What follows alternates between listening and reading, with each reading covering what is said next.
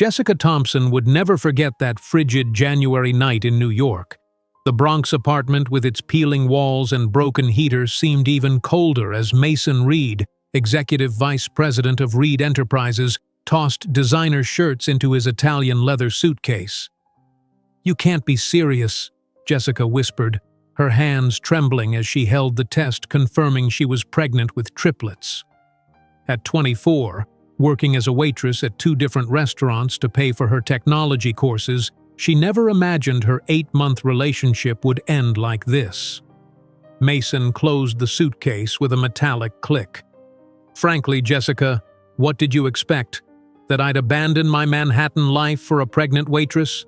My father is grooming me to take over the company. The board already sees me as the future CEO. Do you really think you fit into that picture?" "These are your children, Mason," she pleaded, her voice breaking. "We can make this work." Mason's gaze hardened. "3 babies? You're even more naive than I thought." He pulled a checkbook from the inside pocket of his Armani suit jacket. "This should cover an abortion and a few months' rent. Be reasonable. You'll never have the resources to raise 1 child, let alone 3. "I don't want your money. I want you to take responsibility." Mason laughed, a cold sound that reverberated off the thin walls of the small apartment. "Responsibility? Jessica, let's be honest. You were a temporary distraction. Fun, perhaps, but absolutely insufficient for someone in my position. You're ordinary, unpolished, no connections, nothing exceptional to offer beyond a pretty face which, frankly, I can find anywhere in Manhattan." He tossed the check onto the coffee table. "You'll never be enough for the world I belong to, and these," he gestured dismissively toward the ultrasound, "would be a constant reminder of my lapse in judgment." When the door slammed, Jessica collapsed to the floor, the pregnancy nausea mixed with suffocating panic. Her family in Idaho could barely support themselves. There was nowhere to go back to, no adequate health insurance, no savings, rent due in 2 weeks. Jessica crawled to the bathroom, barely making it before retching into the toilet. The cold porcelain against her forehead was the only thing that felt real. How had everything fallen apart so quickly?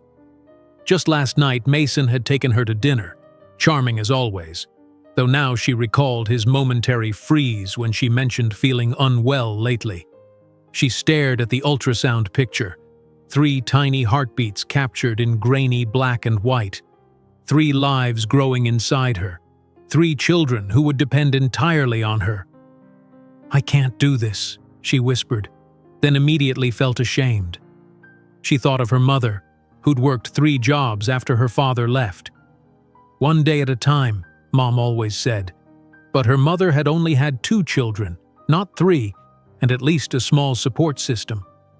Jessica dragged herself to the kitchenette where Mason's check lay on the table. $10,000. More money than she'd ever seen at once. Enough for an abortion and a few months' breathing room, as he'd coldly calculated. Her hand hovered over it, trembling. For a moment, the temptation to take the easy way out was overwhelming. Then her eyes fell on her small bookshelf, programming textbooks she'd been studying at night after double shifts. Her dream of building a career in technology, of creating something meaningful in the world. "No," she said aloud, her voice stronger.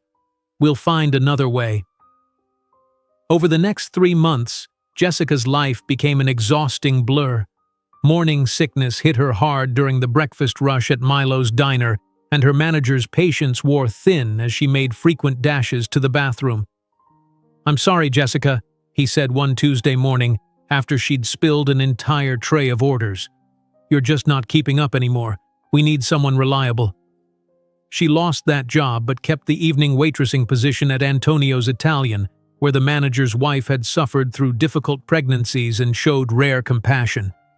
To make up the difference, Jessica started cleaning houses during the day, scrubbing toilets and mopping floors while trying not to inhale too many chemical fumes.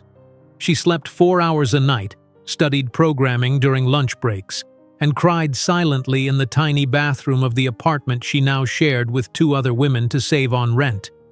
Her roommates, Danny, a dental assistant, and Keisha, a nursing student, were kind, but had their own struggles. They couldn't afford to carry someone unable to pay her share. At 16 weeks pregnant, Jessica sat in the community clinic waiting room, exhausted beyond measure. Her blood pressure had been elevated at the last visit, and Dr. Sanders had warned her about working so much. "Jessica Thompson?" the nurse called. The examination room was cold and the paper crinkled beneath her as Dr. Sanders frowned at her chart. "Your blood pressure is still too high. Are you getting any rest at all?" Jessica couldn't even muster the energy to lie. "I'm working 2 jobs. I don't have a choice." "And the father? Is he providing any support?" Jessica looked away. "He's not in the picture." Dr. Sanders sighed, then called in Elaine Green, the hospital's social worker. Elaine was in her 50s with kind eyes and no-nonsense demeanor. She sat beside Jessica while Dr. Sanders performed the ultrasound. 3 strong heartbeats, the doctor confirmed. "But you need to reduce your stress, Jessica. These babies are at risk for premature birth if your blood pressure stays this high." When the doctor left, Jessica finally broke down. The sobs came from somewhere deep and primal, months of fear and exhaustion pouring out. "I can't do this," she admitted to Elaine. "I'm failing them before they're even born." Elaine took her hand. "You're not failing. The system is failing. And that man is failing." She offered resources, pointed Jessica toward assistance programs, and introduced her to a support group for single mothers. "Come to just one meeting," Elaine urged. "You might be surprised how it helps." Jessica was skeptical but desperate. The following Thursday, she dragged herself to the community center after work. The circle of women included a lawyer, a teacher, a bank teller, and several others, all single mothers at different stages of their journeys. There she met Vivian Chen, a software developer who offered free coding classes to women in vulnerable situations. Vivian had raised a son alone while building her career in technology. "Technology changed my life," Vivian explained after the meeting, her eyes lighting up. "It can change yours too. You can work remotely, with flexible hours, while caring for your babies." "I've been taking courses," Jessica admitted, "but I'll never finish at this rate." "Maybe not in a traditional way," Vivian agreed, "but there are alternatives. Online certifications, boot camps, mentorships. I could help you." For the first time in months, Jessica felt a flicker of hope. That night, she pinned her ultrasound picture above her small desk and opened her programming textbook, determined to read at least 1 chapter before sleep claimed her. The weeks passed in a fog of exhaustion. Jessica's body grew heavier, her feet swelled painfully during shifts, and customers left smaller tips as her smile became strained. But twice a week, she met with Vivian for coding lessons, absorbing knowledge like a desert absorbs rain. On her 25th birthday, alone in her tiny room with her 6-month belly, Jessica digitized Mason's unused check, saving it as a reminder, and wrote in her journal, "Mason Reed, you told me I would never be enough, that these babies would be a burden, that we wouldn't have a place in your shining world. I promise you and my children, one day I will build our own world, a world where we'll be not just enough, but extraordinary. And when that day comes, you will see exactly what you lost." She placed her hands on her swollen abdomen, feeling the fluttering kicks of her 3 babies. Whatever happened, however hard the path ahead, she would find a way forward. For them. For herself. Even if it meant reinventing everything about her life. Jessica closed her journal and turned to her laptop where a half-finished coding assignment waited. 1 line of code at a time, 1 day at a time, 1 breath at a time. She began to type, her fingers finding strength her heart wasn't sure it possessed yet. Mason's check remained undeposited in Jessica's drawer, without her knowing that 15 years later, it would be merely an artifact in a museum of painful memories, while she would command a billion-dollar technology empire built with her own hands.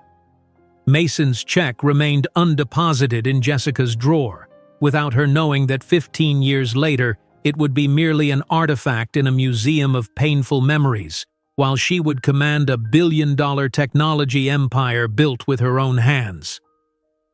Jessica jolted awake to a sharp pain radiating across her abdomen. The digital clock beside her bed blinked 3:17 in the morning. She shifted uncomfortably, hoping it was just another false contraction, the kind Dr. Sanders had warned might increase as she approached her due date 8 weeks from now. When the second wave hit harder than the first, Jessica fumbled for her phone, her trembling fingers struggling to unlock the screen. A warm wetness spread beneath her, soaking through the thin mattress. "No, no, no," she whispered. "It's too early." The phone slipped from her grasp, clattering to the floor as another contraction seized her. Jessica doubled over, a strangled cry escaping her lips. Her roommates were both working night shifts. There was no one to help. She managed to retrieve her phone and dial 911, her voice breaking as she explained her situation to the dispatcher. "I'm having triplets. Only 32 weeks. Please hurry." As Jessica struggled to pull on a loose dress, a soft knock came at her bedroom door. "Estás bien, mija?" The concerned voice of Mrs. Martinez, her elderly neighbor from across the hall, filtered through the door. The woman sometimes heard Jessica coming home late from shifts and would bring over homemade soup. "Mrs. Martinez!" Jessica called out, pain twisting her words. "I need help. The babies. They're coming early." The door creaked open, revealing the small woman in a faded housecoat. Her eyes widened at the sight of Jessica hunched over, clutching her belly. "Dios mío!" she gasped, quickly crossing herself before rushing to Jessica's side. "Respire, mija, respire." With surprising strength for her 73 years, Mrs. Martinez helped Jessica toward the door. "My nephew, he is visiting. He has a car. We will get you to the hospital faster than any ambulancia." The ride to the hospital passed in a blur of pain and fear. Jessica clutched Mrs. Martinez's hand in the back seat while the elderly woman's nephew, a quiet man in his 40s, navigated the empty pre-dawn streets with determined focus. "Too early," Jessica kept mumbling between contractions. "They're too small." "Babies are stronger than we think," Mrs. Martinez assured her, though worry clouded her weathered face. The emergency entrance of Bronx General Hospital blazed with fluorescent light as Jessica was rushed inside, Mrs. Martinez hurrying alongside until a nurse gently steered her toward the waiting area. "Premature triplets at 32 weeks, the intake nurse announced as Jessica was transferred to a gurney. BP 160/95, contractions 3 minutes apart. A flurry of activity surrounded her as an obstetrician appeared, checking the monitors being rapidly attached to Jessica's swollen belly. "Ms. Thompson, I'm Dr. Patel. We're going to do everything we can to delay delivery, but you need to prepare yourself. These babies might be coming today." Tears streamed down Jessica's face as she nodded. "I don't have anyone," she confessed, the words catching in her throat. "I'm alone." A kind-faced nurse named Susan took Jessica's hand. "Today you're not alone. We're here with you." Despite medication to slow the contractions, Jessica's labor progressed relentlessly. By noon, her blood pressure had climbed dangerously high, and Dr. Patel made the call for an emergency C-section. "It's safer for you and the babies," she explained as Jessica was prepped for surgery. "They'll go straight to the NICU. We have an excellent team waiting for them." Under the harsh operating room lights, Jessica trembled with fear. The anesthesiologist spoke soothingly as he administered the spinal block, but nothing could calm the terror coursing through her veins. This wasn't how it was supposed to happen. The babies weren't ready. She wasn't ready. At 12:43 in the afternoon, Alexander Reed Thompson announced his arrival with a surprisingly robust cry for his 4-pound frame. Dr. Patel held him briefly over the surgical drape, allowing Jessica a glimpse of her firstborn's scrunched face before he was whisked away by the NICU team. 2 minutes later, Benjamin followed, smaller and quieter than his brother, his tiny chest working harder to draw breath. Jessica caught only a flash of dark hair before he too disappeared into the waiting incubator. Christopher, the smallest at 3 pounds 9 ounces, emerged last, silent and blue-tinged. The room tensed as neonatologists immediately began working on him. "Is he breathing?" Jessica asked, panic rising in her voice. "Please tell me he's breathing." After what felt like eternity, a thin wail rose from the warming table. "He's a fighter," Dr. Patel assured her as Christopher was rushed to join his brothers.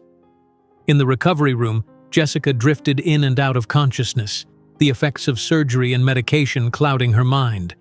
When she fully awoke, a hospital social worker she hadn't met before sat beside her bed. "Ms. Thompson, I'm Elaine Green," the woman said, her gray-streaked hair pulled back in a practical bun.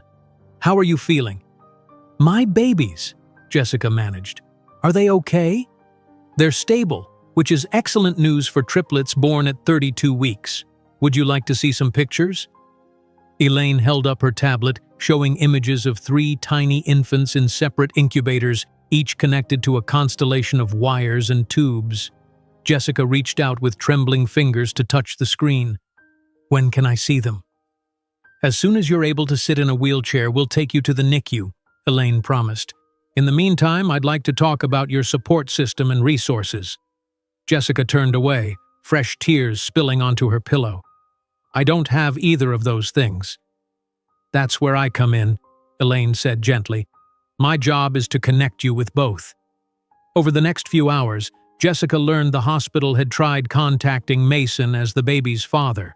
His assistant had curtly informed them that Mr. Reed was traveling internationally indefinitely and would not be taking calls about this matter. "He doesn't want anything to do with us," Jessica explained hollowly. Elaine's expression tightened momentarily before she regained her professional composure. "Then we'll focus on what you and your sons need. I've already started the paperwork for emergency Medicaid to cover the hospital costs.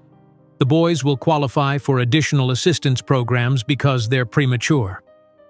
6 hours after delivery, Jessica was wheeled into the NICU for the first time. The antiseptic smell and mechanical beeping of monitors created an alien landscape around the 3 isolettes containing her sons. "You can touch them through these openings," the NICU nurse explained, showing Jessica how to place her hands through the portholes of Alexander's incubator. "Skin contact is vital, even if you can't hold them yet." Jessica gently placed her finger against Alexander's tiny palm. Immediately, his fingers curled around hers with surprising strength. The simple reflex broke something open inside her, a fierce, protective love unlike anything she'd ever experienced. Over the next 3 weeks, Jessica established a grueling routine. She recovered from her C-section while spending every possible moment in the NICU, learning to feed her sons through nasogastric tubes, change diapers smaller than her palm, and interpret the various alarms and monitors keeping them alive. Vivian from the support group visited regularly, bringing homemade meals and often sitting with Jessica during the long NICU hours. She'd brought her laptop, showing Jessica how to code simple programs one-handed while maintaining skin contact with whichever baby was having a particularly difficult day. "Programming and breastfeeding actually combine well," Vivian commented, demonstrating how Jessica could position a nursing pillow once the babies were strong enough to attempt feeding.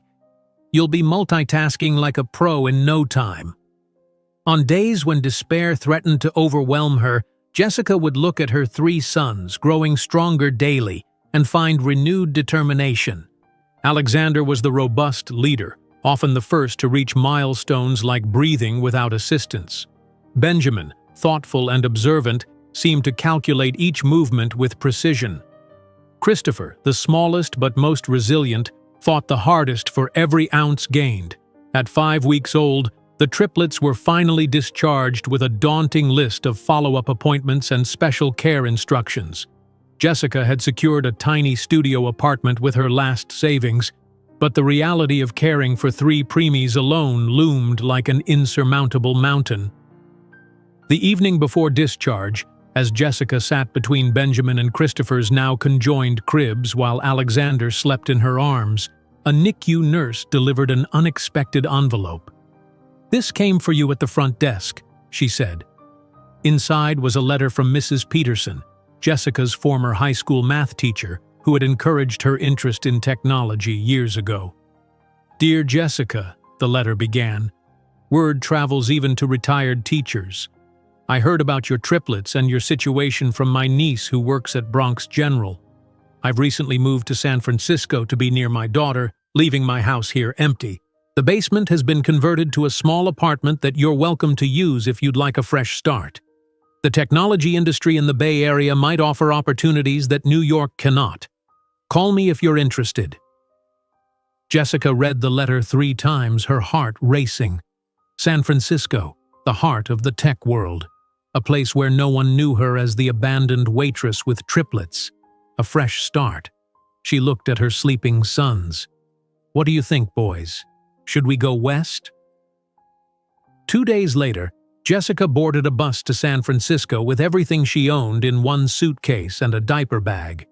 Each boy was secured in a carrier against her chest or back, a precarious arrangement that drew both sympathetic and judgmental glances from fellow passengers. The 43-hour journey was the hardest physical challenge of Jessica's life. She navigated diaper changes in cramped bus bathrooms, prepared bottles with one hand, and soothed 3 fussy infants while running on almost no sleep.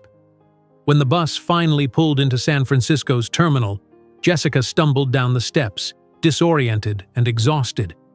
The West Coast air felt different, cooler and saltier than New York's summer heat. Mrs. Peterson waited exactly where she'd promised, her silver hair easy to spot in the crowd. Her eyes widened at the sight of Jessica struggling with 3 carriers and a heavy bag. "Oh my goodness!" she exclaimed, rushing forward to take the diaper bag. "Let me help you. You poor thing, you look absolutely drained." "We made it," Jessica said, her voice cracking with emotion and fatigue. "That's what matters." As they drove toward Mrs. Peterson's Victorian house in the Richmond district, Jessica gazed out at the fog-shrouded city, 3 sleeping babies against her chest. With no money, no job, and only a technical diploma and online programming certifications, she had never felt more vulnerable or more determined. 15 years later, when the magazine Fortune would publish its cover featuring Jessica and the triplets under the headline, "The Family That Revolutionized Digital Security," few would know they had arrived in San Francisco with nothing but hope and a fierce determination to prove their worth. 15 years later, when the magazine Fortune would publish its cover featuring Jessica and the triplets under the headline, "The Family That Revolutionized Digital Security," few would know they had arrived in San Francisco with nothing but hope and a fierce determination to prove their worth. Jessica awoke with a start, her heart racing. The unfamiliar darkness of Mrs. Peterson's basement apartment momentarily disoriented her until Alexander's hungry cry pierced the silence. She fumbled for her phone. 3:15 in the morning, right on schedule. As she navigated through the dimly lit space to the makeshift nursery area, Jessica felt a sharp twinge across her still-healing C-section scar. 8 weeks postpartum, and her body remained a roadmap of what she'd endured. Before she could reach Alexander, Benjamin began whimpering too, their synchronized hunger setting off a chain reaction that soon had Christopher joining the midnight chorus. I'm coming," she whispered, gathering Alexander first. His tiny fists pummeled the air as she settled into the second-hand rocking chair Mrs. Peterson had found at a church sale. The next 2 hours passed in a blur of feedings, diaper changes, and soothing. By the time all 3 boys settled back to sleep, the first gray light of dawn filtered through the small basement windows. Jessica knew from experience that she had perhaps 45 minutes before they woke again. Instead of attempting sleep, she pulled her laptop onto her knees and opened the programming tutorial Vivian had emailed yesterday. If she could complete it before the boys woke up, she'd be one step closer to the certification that might lead to remote work. "One line of code at a time," she murmured, echoing Vivian's mantra as her fingers tapped quietly on the keyboard. When Mrs. Peterson appeared at the top of the basement stairs 3 hours later, she found Jessica balancing Benjamin in one arm while typing with her free hand, Alexander and Christopher nestled in a twin bassinet beside her. "Jessica, dear, you look exhausted. the older woman said, descending with a tray of toast and tea. "Did you sleep at all?" Jessica managed a tired smile. "A little." The boys were restless. Mrs. Peterson set the tray down and peered at the screen. HTML and CSS, ambitious for someone operating on no sleep. "It's that or surrender," Jessica replied, accepting the tea gratefully. "And I can't afford to surrender." Over the following months, Jessica established a grueling routine. The damp basement apartment, while a blessing compared to homelessness, posed challenges. Mold crept persistently along the corners despite her best efforts, and the single space heater struggled against San Francisco's persistent chill. She painted the peeling walls herself, transforming the space with leftover paint from Mrs. Peterson's garage, pale yellow to combat the underground gloom. Jessica created divisions with hung sheets, crafting a tiny nursery area for the triplets and a workspace for herself. Her desk was a door laid across 2 filing cabinets, her chair salvaged from a neighbor's curb. Yet in this makeshift space, she built the foundation of her future, one small victory at a time. The first came when a local bakery hired her to build a simple website. Mrs. Peterson had mentioned Jessica's skills to the owner, who needed an online presence but couldn't afford professional rates. "I can pay $200, the woman offered apologetically during their meeting at the bakery, where Jessica had arrived with all 3 boys strapped to her in various carriers. "I know it's not much. I'll take it," Jessica said quickly, already calculating how many diapers that would buy. She worked on the site during the boys' naps, often coding with Christopher asleep on her chest while Alexander and Benjamin dozed nearby. The project took twice as long as it should have, interrupted by feedings, diaper changes, and occasional colicky screaming sessions that left everyone exhausted. When she finally launched the simple site, the bakery owner was delighted. "This is better than I expected. My daughter says the code is very clean." Jessica's chest swelled with pride at the small victory. $200 wouldn't change her financial situation, but the sense of accomplishment fueled her determination. That night, she bathed the boys in the kitchen sink, their 6-month-old bodies now plumper and stronger, developmental delays gradually resolving.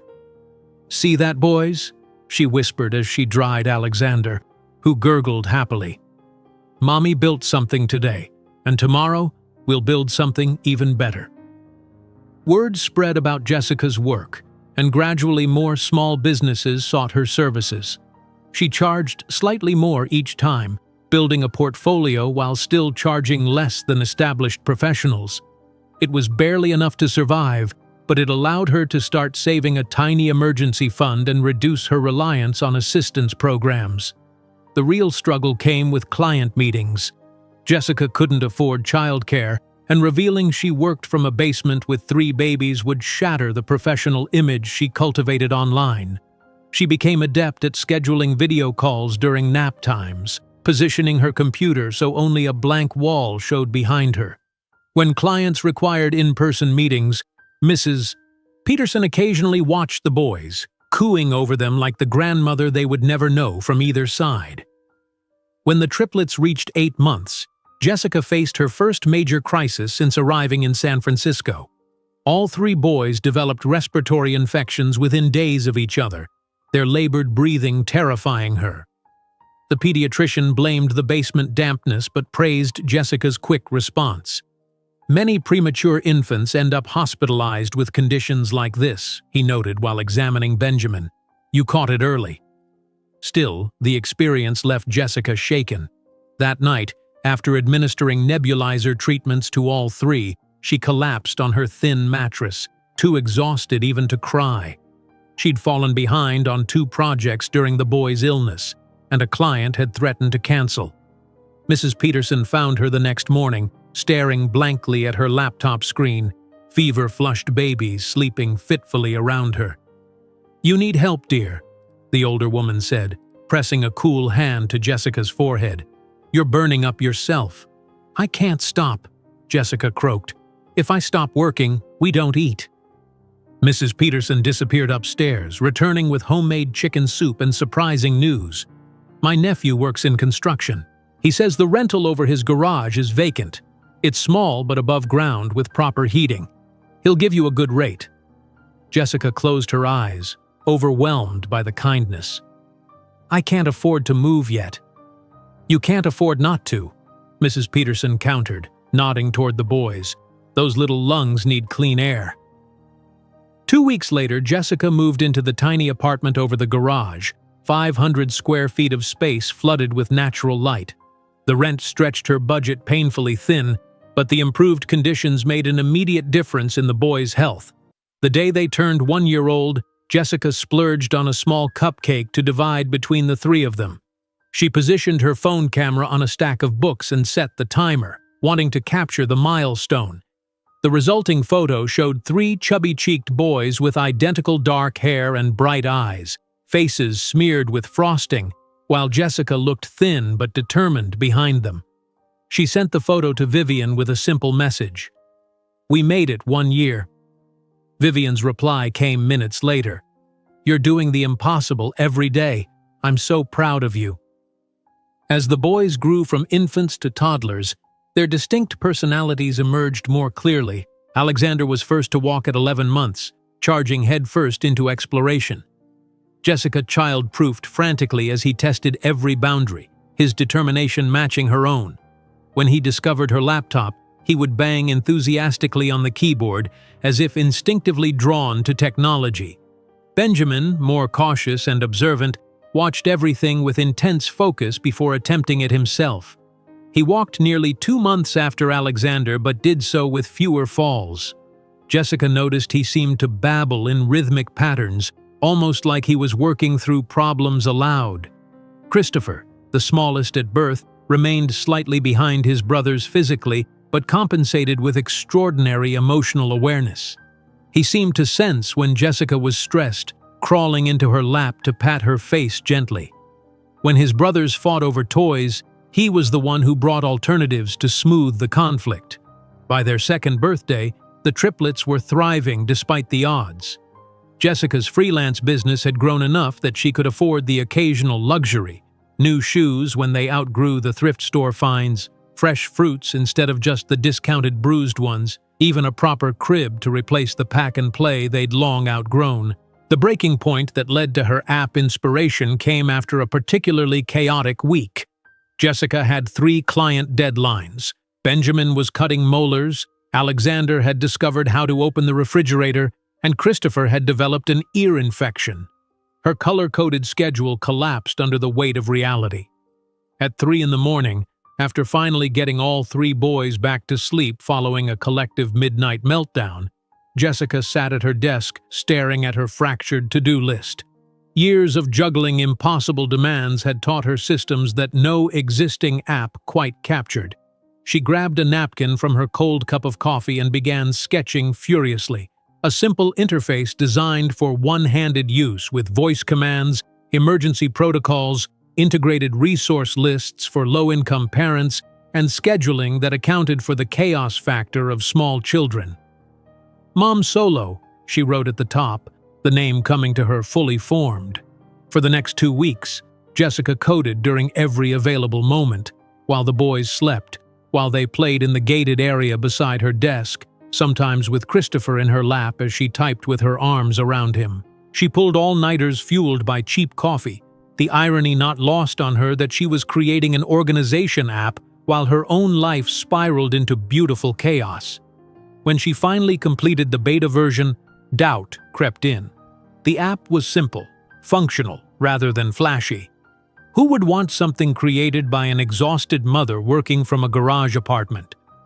Her finger hovered over the Publish button on the App Store submission page. The boys were napping, a rare synchronicity that usually signaled an approaching developmental leap. In the silence, Jessica thought of Mason's cold dismissal, his certainty that she wasn't enough. "Watch me," she whispered, and clicked submit. 3 days later, the first download notification arrived. Then another. By evening, there were 20. Within a week, hundreds of women had found her little app, leaving reviews that brought tears to Jessica's eyes. Finally, someone who understands what it's actually like. The emergency protocol feature saved me when my son had a febrile seizure. I've tried every organization app out there. This is the only one designed for the reality of solo parenting. Jessica sat on the floor with the boys as they played with wooden blocks, her phone pinging with each new download. Alexander toddled over, placing a red block in her hand with solemn importance. Benjamin had arranged his blocks in a pattern that looked surprisingly like a flowchart. Christopher watched her face with his typical emotional intuition. "We built something important," she told them, gathering all three into a hug that quickly dissolved into giggles and squirming. The small app created between bottles and diapers would be just the beginning. In 5 years, Mom Solo would transform into Thompson Tech Solutions, with Jessica negotiating her first six-figure investment in a boardroom where, ironically, Mason Reed had once rejected a similar project because he considered it without significant market potential. The small app created between bottles and diapers would be just the beginning. In 5 years, Mom Solo would transform into Thompson Tech Solutions, with Jessica negotiating her first six-figure investment in a boardroom where, ironically, Mason Reed had once rejected a similar project because he considered it without significant market potential. Jessica stared at the cracked ceiling of the garage apartment, listening to the synchronized breathing of her triplets as morning light filtered through the thin curtains. 2 years had passed since she'd arrived in San Francisco with nothing but 3 babies and desperate determination. Now her app was gaining traction, bringing in a modest but steady income that supplemented her freelance work. Ba, Alexander babbled from his crib, the first to wake as usual. Jessica smiled, watching him pull himself up to standing, his dark hair, so like Mason's, sticking up in all directions. "Good morning, little explorer," she whispered, scooping him up before he could wake his brothers. She had learned to maximize every quiet moment, each minute precious for her work. The tiny kitchen doubled as her office during the day. Jessica balanced Alexander on her hip while booting up her laptop, the routine so practiced she could type one-handed while preparing a bottle with the other. A notification pinged, 300 new downloads overnight. The surge of pride was quickly tempered by reality as Benjamin's cries joined Alexander's babbling. "Coming, Benji," she called softly, settling Alexander in his high chair with cereal pieces scattered across the tray.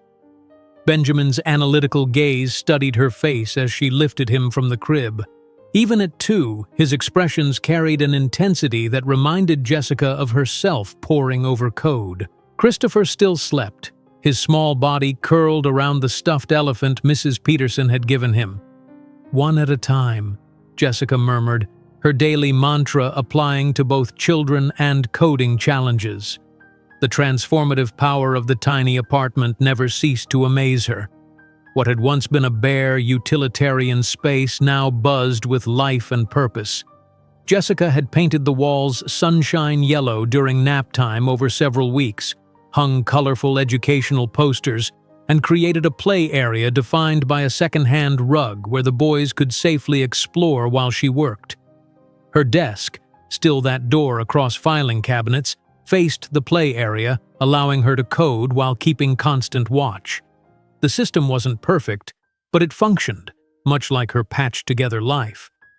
Jessica's first breakthrough came when the local bakery owner, pleased with her website, recommended her to the owner of a small boutique.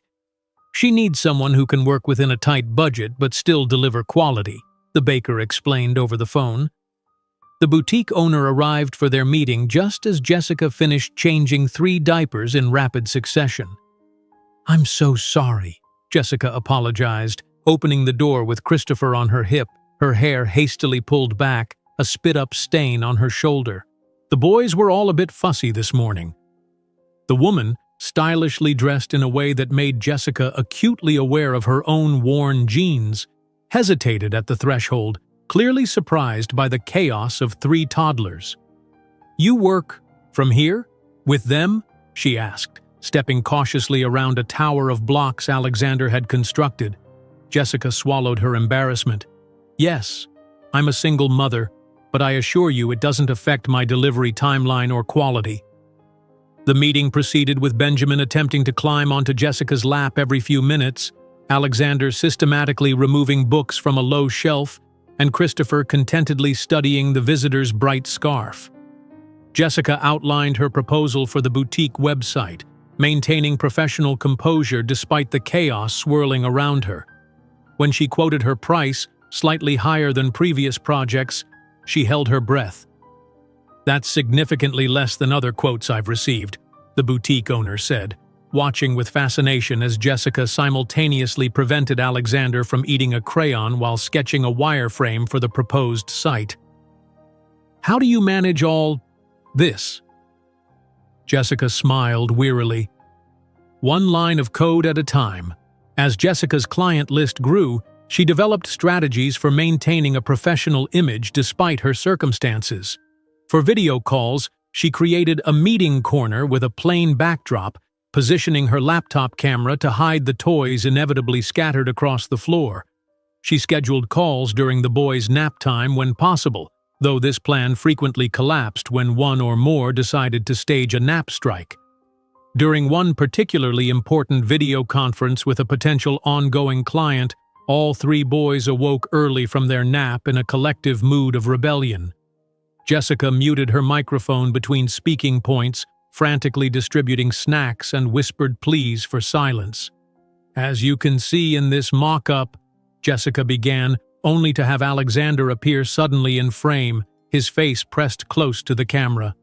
"Hello," he announced proudly, his first clear word chosen for maximum professional embarrassment. "I'm so sorry," Jessica apologized, mortification heating her cheeks as she gently moved Alexander aside. "My son is adorable," the client finished, smiling.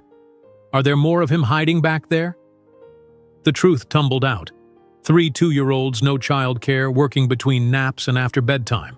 Instead of the judgment Jessica feared, the client's expression softened. "I raised my daughter alone while building my first business," she confided. "Not triplets, mind you. You're clearly superhuman, but I understand the hustle." The project became a regular contract, complete with flexibility for toddler emergencies built into the timeline. Not every day brought victories. Some mornings, Jessica woke to find all 3 boys had caught the latest daycare cold during their twice-weekly subsidized sessions, their little bodies radiating fever as they clung to her miserably. Work deadlines didn't pause for childhood illnesses, forcing her to code through nights while dispensing medicine and changing sweat-soaked pajamas. One particularly brutal evening, with all 3 boys sick and a project due by morning, Jessica found herself sobbing quietly in the bathroom, the only private space in their small home. Her own fever spiked as she worked, vision blurring over lines of code that seemed to swim before her eyes. Mrs. Peterson discovered her the next morning, slumped over her keyboard, Christopher asleep in her lap while Alexander and Benjamin dozed fitfully in a nest of blankets on the floor beside her. "Jessica, dear heart," the older woman exclaimed, setting down a container of soup. "You're burning up." "Finished the project," Jessica mumbled, her voice raw. "Just submitted it. The boys need medicine again in an hour." Mrs. Peterson's gentle hands guided her to bed, taking charge of medicine schedules and hydration for all 4 patients. "You cannot continue this way," she said firmly as Jessica drifted between feverish consciousness and exhausted sleep. "You'll work yourself into pneumonia." When Jessica recovered enough to think clearly, she found an unexpected email waiting. The client had not only accepted the fever-written code, but included a bonus. "You delivered more than promised, despite what must have been challenging circumstances. We value partners who push through difficulties to meet commitments." The bonus, $500, felt like a fortune.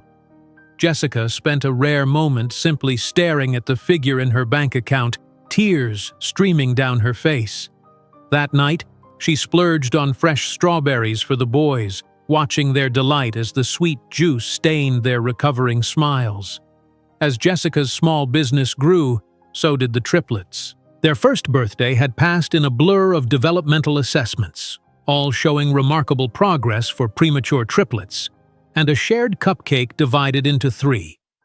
By the time they approached their second birthday, Jessica had established enough stability to celebrate properly. She positioned her phone camera on a stack of books, setting the timer before rushing to gather all 3 boys. The resulting photo captured chaos in its purest form. Alexander lunging toward the camera, Benjamin methodically deconstructing his portion of cake, Christopher beaming with frosting-covered cheeks, and Jessica looking exhausted but genuinely happy behind them. When Alexander took his first steps directly toward her laptop keyboard, Jessica laughed despite her panic to move the computer out of reach. "Tech-obsessed already," she murmured, saving him from toppling into the desk.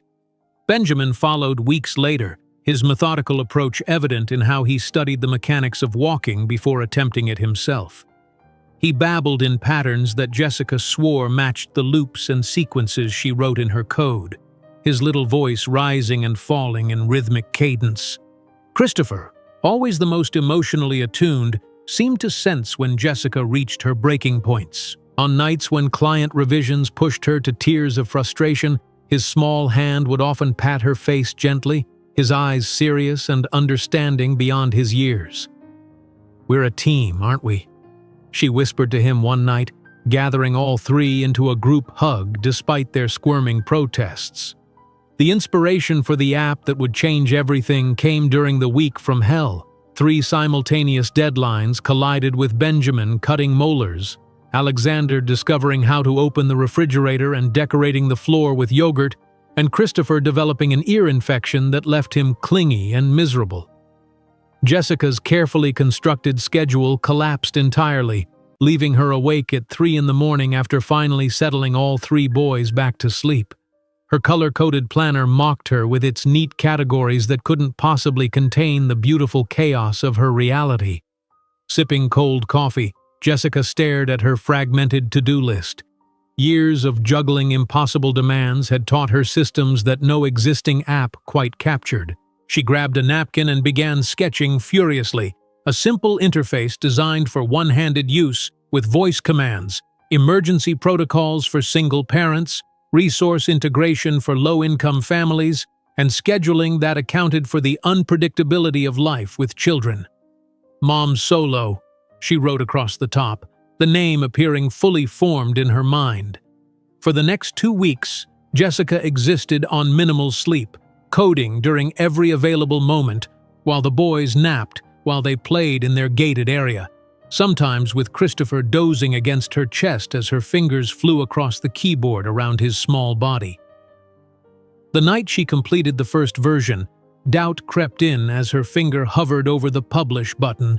The app was simple, functional rather than flashy, born of necessity rather than market research. Who would want something created by an exhausted mother in a garage apartment? Mason's dismissive voice echoed in her memory. "You're ordinary, unpolished, nothing exceptional to offer." Jessica squared her shoulders, looking at the 3 sleeping boys who defied those cruel words every day with their existence. "Watch me," she whispered, and clicked submit. The first download notification came 3 days later, then another. By evening, there were 20. Within a week, hundreds of women had found her app, leaving reviews that validated every sleepless night. Finally, someone who understands what it's actually like. "The emergency protocol feature saved me when my son had a febrile seizure. I've tried every organization app out there. This is the only one designed for the reality of solo parenting." As download numbers climbed, Jessica sat on the floor with the boys, watching them play with wooden blocks while her phone continuously pinged with notifications. Alexander placed a red block in her hand with solemn importance. Benjamin arranged his blocks in a pattern resembling a flowchart. Christopher, ever the emotional barometer, studied her face with his typical intuition. "We built something important," she told them, gathering all 3 into a hug that quickly dissolved into giggles and squirming. The small app created between bottles and diapers would be just the beginning. In 5 years, Mom Solo would transform into Thompson Tech Solutions, with Jessica negotiating her first six-figure investment in a boardroom where, ironically, Mason Reed had once rejected a similar project because he considered it without significant market potential. The small app created between bottles and diapers would be just the beginning. In 5 years, Mom Solo would transform into Thompson Tech Solutions, with Jessica negotiating her first six-figure investment in a boardroom where, ironically, Mason Reed had once rejected a similar project because he considered it without significant market potential.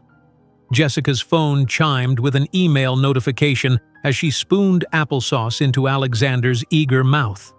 3 identical pairs of eyes watched her from their high chairs, now sturdy 5-year-olds rather than the fragile preemies who had once fit in the palm of her hand. The subject line made her pause mid-spoon. "Your app. Investment opportunity." "Just a moment, boys," she murmured, wiping Alexander's chin before tapping the message open. "Ms. Thompson," the email began, "my wife uses your Mom Solo app daily and insists it's revolutionary. I'm David Liang from Horizon Ventures. Your application has untapped potential beyond its current market. Would you be available to discuss investment opportunities? I believe we could take this to the next level." Jessica read the message 3 times, her heart racing. After 3 years of steady growth, Mom Solo had reached 1 million users, mostly through word of mouth among exhausted mothers. She'd expanded the features, improved the interface, even added a community support component, all while raising triplets and taking freelance work to keep them afloat. "Mama, more please," Benjamin requested, his articulation precise as always. At 5, the boys were remarkably verbal, their vocabulary exceeding developmental expectations, a fact their pediatrician attributed to Jessica's constant dialogue with them as she worked. "Of course, sweetheart." She served another spoonful while composing a careful response to David Liang, suggesting a video call later that week. Her finger hesitated over the send button, a familiar doubt creeping in. Was she ready for this? Could she present herself as a legitimate CEO rather than an overwhelmed mother? The reply came within minutes. "Tomorrow at 9? My office in the financial district, or I can come to you if easier with the children." Jessica looked around their small apartment. Though they had upgraded from the garage to a modest 2-bedroom, the space remained obviously that of a single mother with 3 active boys. Toys organized in color-coded bins competed for space with her dual-monitor setup. The wall behind her desk, her designated professional background for video calls, was the only consistently tidy area. She couldn't possibly host an investor here. "I'll arrange childcare and come to your office," she replied, already calculating whether she could afford a babysitter for the meeting. That evening, as she helped the boys brush their teeth, her phone rang. The triplets' regular babysitter, a college student named Megan, apologized profusely. "I have a fever of 102. There's no way I can watch the boys tomorrow." Jessica's heart sank as she tucked the children into their shared bedroom. Her mind raced through alternatives. Mrs. Peterson had moved to assisted living last year. Her neighbor worked days. The mothers from the boys' preschool all had their own children to manage. "What do you think, boys?" she asked softly, sitting on the edge of their bed. "Would you like to come to a business meeting with Mommy tomorrow?" "Will there be cookies?" Alexander asked pragmatically. "Can I bring my tablet?" Benjamin wondered. Christopher, always the most perceptive, tilted his head. "Is it important, Mommy?" Jessica smoothed his hair so like her own. "It might be, sweetheart. It might change things for us. Then we'll be good," Christopher declared with 5-year-old solemnity. The next morning became a carefully orchestrated military operation. Jessica dressed the boys in their matching navy polo shirts and khaki pants, outfits reserved for special occasions. She brushed their dark hair, so reminiscent of Mason that sometimes it caught her breath, and packed a bag with quiet activities, snacks, and emergency supplies. "Remember our meeting rules," she rehearsed as they waited for the bus. Quiet voices, gentle hands, patient bodies. And no interrupting unless it's a bathroom emergency, Alexander recited. Or blood, added Benjamin helpfully. Or fire, Christopher concluded with a solemn nod. The imposing glass tower housing Horizon Ventures made Jessica acutely aware of her discount store blazer and the three small boys clutching her hands. The security guard at the desk frowned as they approached. "I'm sorry, ma'am. Children aren't permitted in the office suites without prior authorization." Jessica's heart sank. "I have a 9 o'clock meeting with David Liang. My childcare canceled at the last minute and—" "Let them through, Marcus," a voice called from across the lobby. A man in his early 40s approached, his expression curious rather than annoyed. "I'm David Liang. You must be Jessica Thompson." "Yes, I'm so sorry about bringing my sons. Our babysitter came down with the flu, and I didn't want to cancel." David waved away her apology, crouching to the boy's level. "And who might you three be?" "I'm Alexander Thompson," the first triplet announced, extending his hand for a surprisingly firm shake. "These are my brothers Benjamin and Christopher. We're here to be very quiet and professional." David's eyebrows rose as he shook each small hand in turn. "Well, I'm impressed already. My wife has told me so much about your mother's app. She says it's the only reason she maintains her sanity with our twins." The elevator ride to the 23rd floor felt surreal. Jessica had prepared extensively for this meeting, rehearsing her pitch in the shower and after the boys went to bed. What she hadn't prepared for was presenting it with 3 5-year-olds in tow. David's corner office offered a stunning view of San Francisco Bay. He gestured toward a sleek conference table where a woman was already seated. "This is my assistant, Reiko. I hope you don't mind if she joins us to take notes."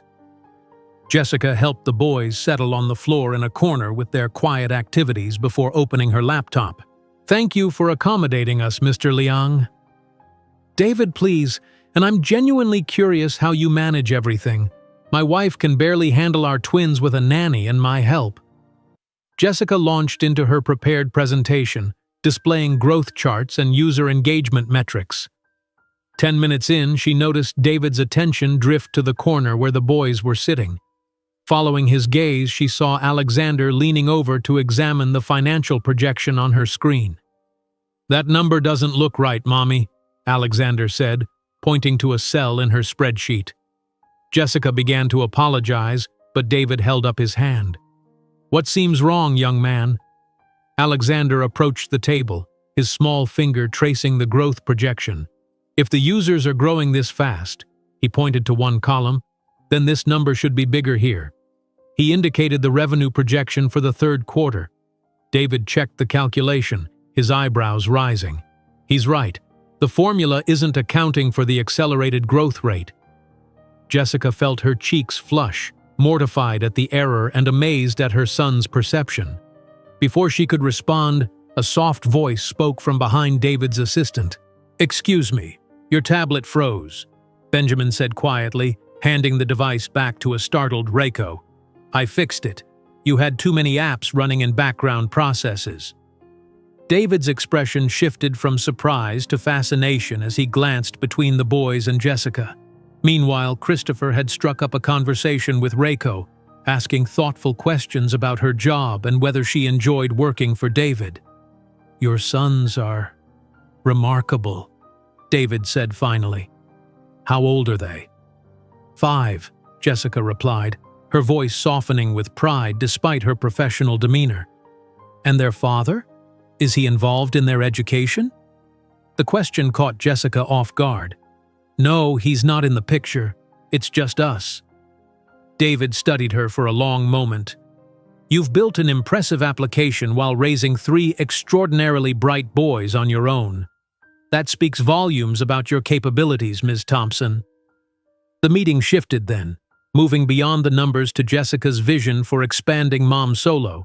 She explained her ideas for incorporating security features to protect vulnerable women and children, location-sharing safety protocols, and financial planning tools specifically designed for single-parent households. "What you're describing goes beyond an organization app," David noted. You're building a comprehensive support system for a demographic that's largely ignored by tech developers. Because most tech developers have never had to change diapers while debugging code, Jessica replied with a small smile. By the meeting's end, the boys had charmed everyone in the office. Alexander had corrected another calculation, Benjamin had reorganized the digital files on David's tablet into a more efficient system, and Christopher had somehow convinced Reiko to show him photos of her cat. As they prepared to leave, David walked them to the elevator.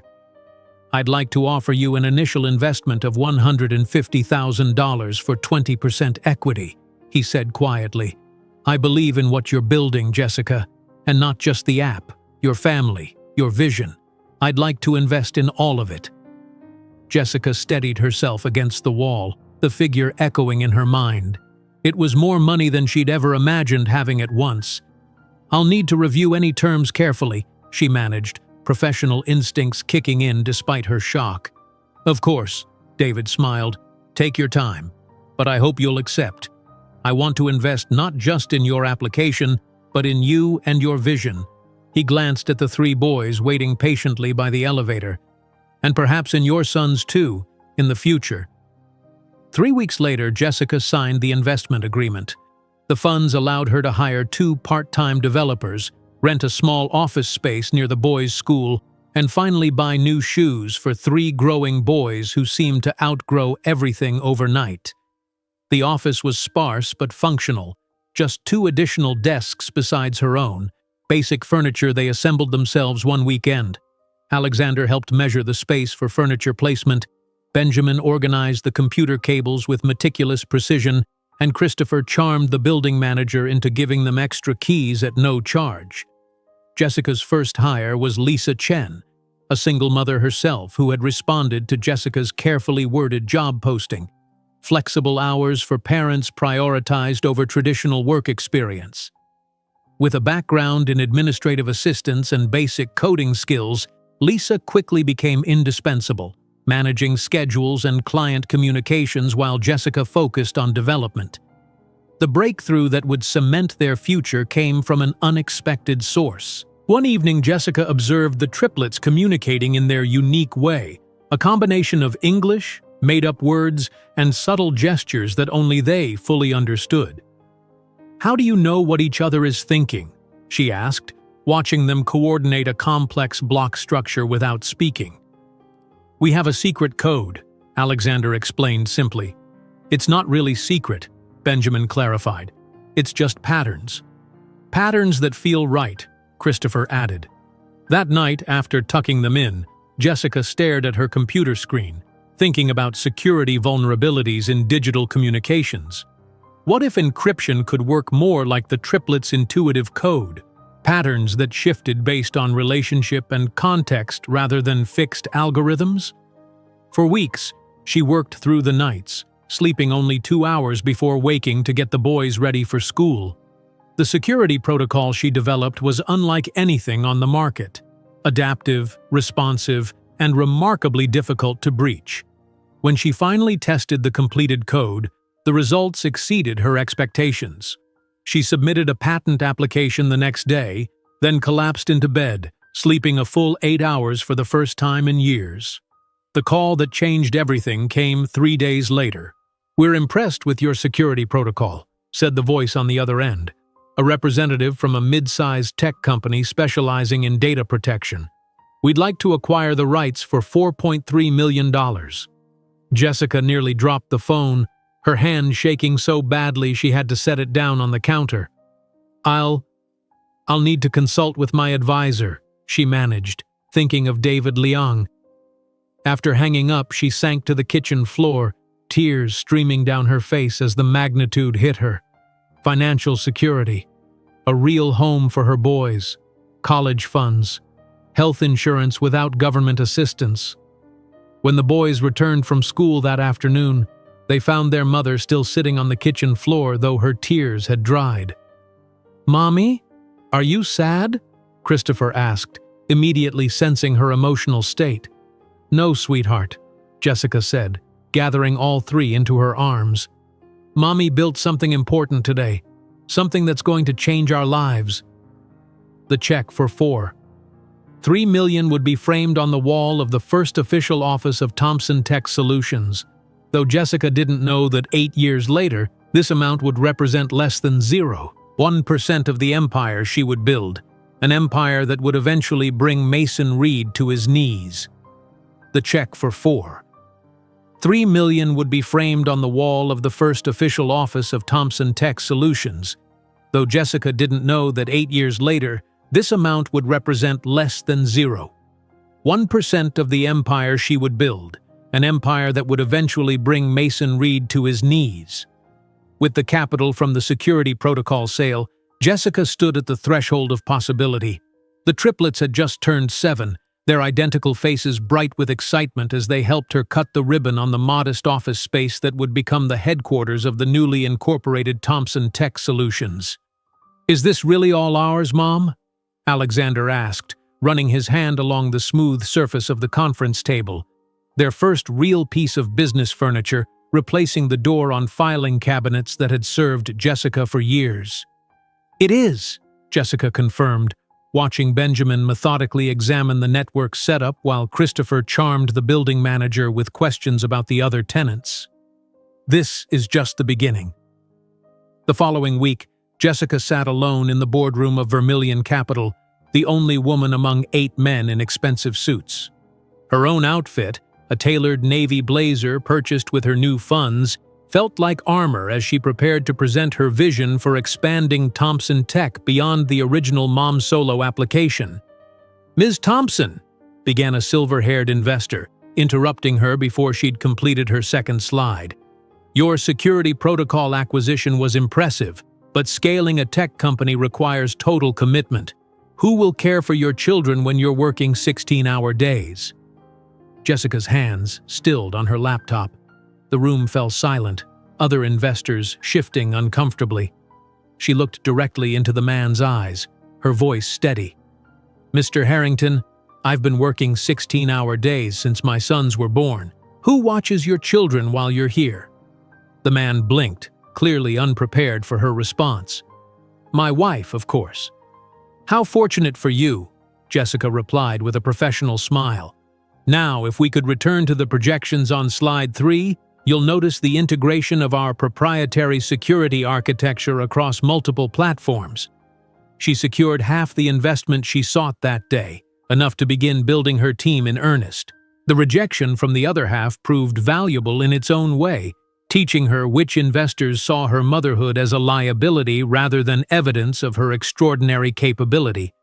3 months later, Thomson Tech Solutions occupied the entire floor of their building. The open-concept workspace buzzed with the energy of 12 employees, developers, designers, and marketing specialists, drawn to Jessica's vision of technology that actually served human needs rather than exploiting them. The most controversial addition to the office was the small childcare space Jessica had installed in what would traditionally have been the executive suite. Instead of claiming the prime corner for herself, she converted it into a bright room where employees' children could stay when school was canceled or babysitters fell through. "This is irresponsible," argued her financial advisor, a well-meaning but traditional man in his 60s. "Investors will see it as frivolous spending and lack of focus." Jessica stood her ground. "I built this company while raising triplets alone. I'm not going to force my employees to choose between their children and their careers. If investors have a problem with that, they're not investors I want."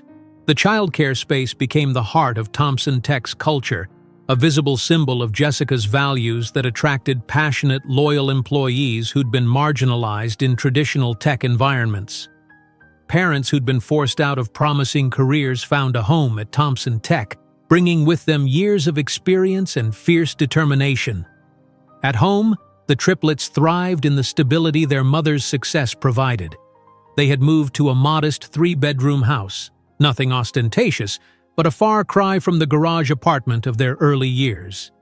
Each boy now had space to develop his unique interests, though they still preferred to sleep in the same room most nights, their bond undiminished by prosperity. One evening, as Jessica prepared dinner after a long day of meetings, Alexander appeared at her elbow with a sheet of paper covered in neat columns of numbers. "Mom, I've been tracking our household expenses against your salary projections," he announced, completely serious despite being only 10 years old. "If we maintain current spending levels and account for inflation, we'll need to adjust our budget in approximately 8 months.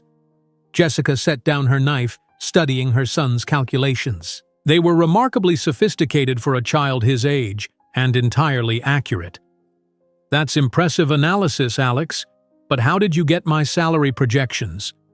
Alexander looked momentarily guilty. "I may have looked at the spreadsheet you left open last week. Sorry." Instead of scolding him, Jessica pulled out a chair. "Let's look at this together. There are some additional revenue streams you haven't accounted for." Meanwhile, Benjamin had retreated to his corner of the living room, where he sat cross-legged on the floor surrounded by coding books, his small fingers flying across a laptop keyboard. At 9 years old, he had already mastered 3 programming languages and was working on his first independent application, a simple game that would later go viral at his school. Christopher, ever the people person, was on the phone with Mrs. Peterson, patiently explaining how to use the tablet Jessica had given her for her 75th birthday. His natural empathy made him an excellent teacher, breaking down complex technology into understandable steps. Jessica watched her sons with a mixture of pride and amazement. They were extraordinary in ways Mason could never have imagined when he dismissed them as unwanted complications. Each boy carried echoes of his DNA in their appearance, but their characters had been shaped by Jessica's resilience and the unique journey they'd shared. As Thompson Tech grew from startup to established player, Jessica faced the ruthless realities of the male-dominated tech industry. Competitors attempted to poach her best developers. Larger companies made acquisition offers that grew increasingly difficult to refuse. Investors pushed her to compromise her core values for faster growth. During one particularly contentious board meeting, when the company had grown to over 200 employees, a major investor proposed collecting and selling user data from their applications. "Every other platform does it," he argued. "We're leaving millions on the table with these privacy restrictions." Jessica thought of the vulnerable women who relied on mom solo, women fleeing abusive relationships, navigating complex custody situations, or simply trying to protect their children's digital footprints. "Our users trust us precisely because we don't exploit their data," she countered. "That trust is worth more than short-term profit." "This isn't a charity, Jessica," the investor snapped. "It's a business." Jessica stood, her posture straight and confident. "It's my business, and our values aren't for sale." The investor sold his shares the following week. 3 days later, those shares were purchased at a premium by a female-led investment group that specifically sought companies with ethical data practices. Jessica's reputation for uncompromising integrity attracted attention beyond investors. Technology publications began featuring her approach as a counterpoint to the move fast and break things philosophy that had dominated Silicon Valley for decades. The Thompson Tech office became a regular stop for tours of college students interested in ethical technology development. When a major competitor suffered a devastating data breach, exposing millions of users' personal information, Thompson Tech's security-first approach suddenly seemed prescient rather than cautious. New users flocked to their platforms, drawn by Jessica's public commitment. "Your data belongs to you, not to us." The triplets, now 12 years old, had become integral to the company culture despite their youth. During school breaks, they could often be found at the office, Alexander studying market reports with the finance team, Benjamin debugging code alongside senior developers, Christopher helping new employees navigate the company's unique culture. Jessica never forced her professional world on her sons, but she made it accessible to them, answering their questions honestly and exposing them to every aspect of building a technology company. They accompanied her on business trips during summer vacations, sitting quietly in the back of conference rooms in Tokyo, Berlin, and São Paulo, absorbing the global language of technology and commerce. After one particularly grueling international trip, Jessica found herself helping the boys with homework at 2 in the morning, her body still on Singapore time. She dozed off over Alexander's math textbook, waking to find Christopher had covered her with a blanket while Benjamin had completed the homework assignment based on her earlier explanations. The balance was never perfect, but it was authentic. A family building something meaningful together. The company's defining moment came during a targeted hacking attempt that threatened to compromise their entire security infrastructure. Jessica worked 48 hours straight alongside her development team, sending the boys to stay with Lisa, who had risen from administrative assistant to trusted executive over the years. When Jessica finally emerged, bleary-eyed but triumphant, she had not only repelled the attack, but identified vulnerabilities no one had previously detected. The experience catalyzed the development of their revolutionary privacy application, a comprehensive digital protection system that would become Thomson Tech's flagship product. Privacy isn't just for the paranoid, Jessica explained to her team as they planned the launch.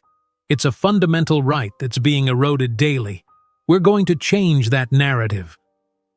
The night before the application's release, Jessica gathered the triplets in the company's server room, away from the celebration happening in the main office space.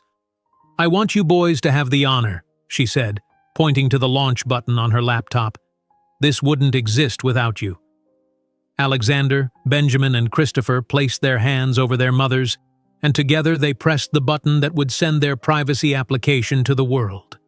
Within 24 hours, download numbers exceeded their most optimistic projections. Within a week, they had hit 1 million users. By the end of the month, 10 million people globally were using Thomson Tech's privacy tools. That evening, Jessica prepared dinner in their comfortable but modest home, chopping vegetables while the boys argued good-naturedly about a science project. Her phone pinged with the notification they'd been waiting for: 10 million users. She showed the screen to her sons, who cheered and initiated an impromptu dance party in the kitchen. As they settled around the dinner table, Jessica looked at the 3 young faces that had been her motivation through every hardship. At 12, they stood on the cusp of teenage years, already showing the remarkable men they would become.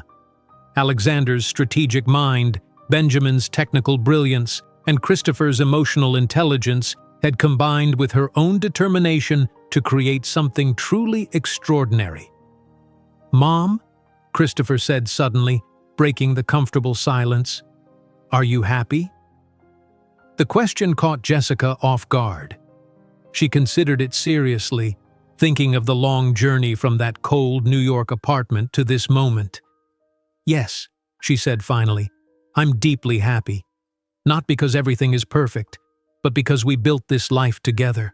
While the Thomson Tech solidified its position as a rising power in Silicon Valley, 3,000 miles away in New York, Mason Reed absently flipped through a business magazine, his gaze lingering momentarily on a photo of a vaguely familiar woman surrounded by 3 teenagers who, strangely, reminded him of his own youthful reflection.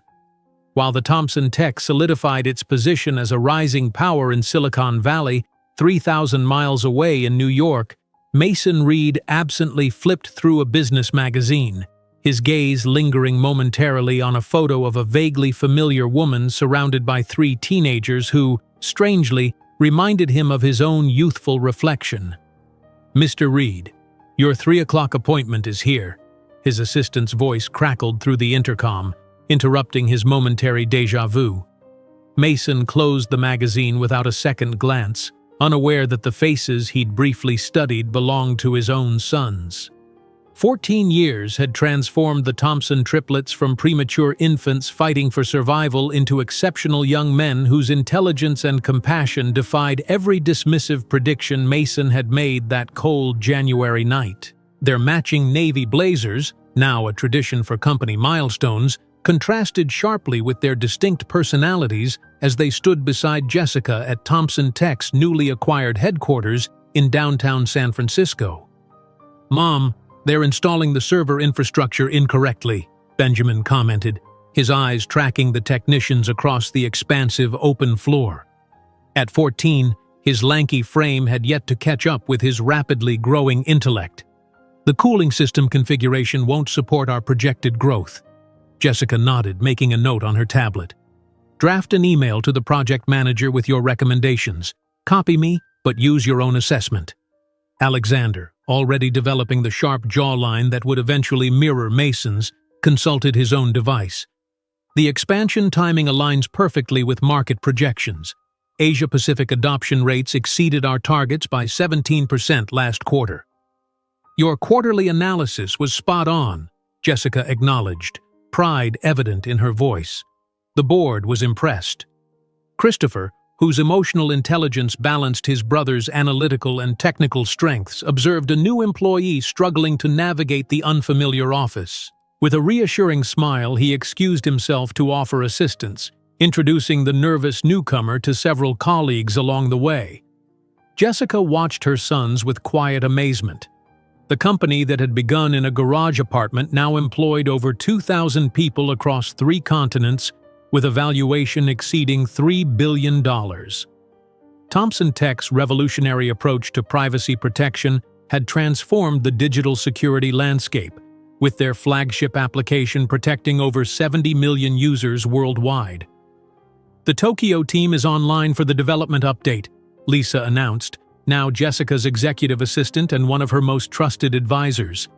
And the MIT admissions officer confirmed they'd be delighted to meet with the boys during your Boston trip next month.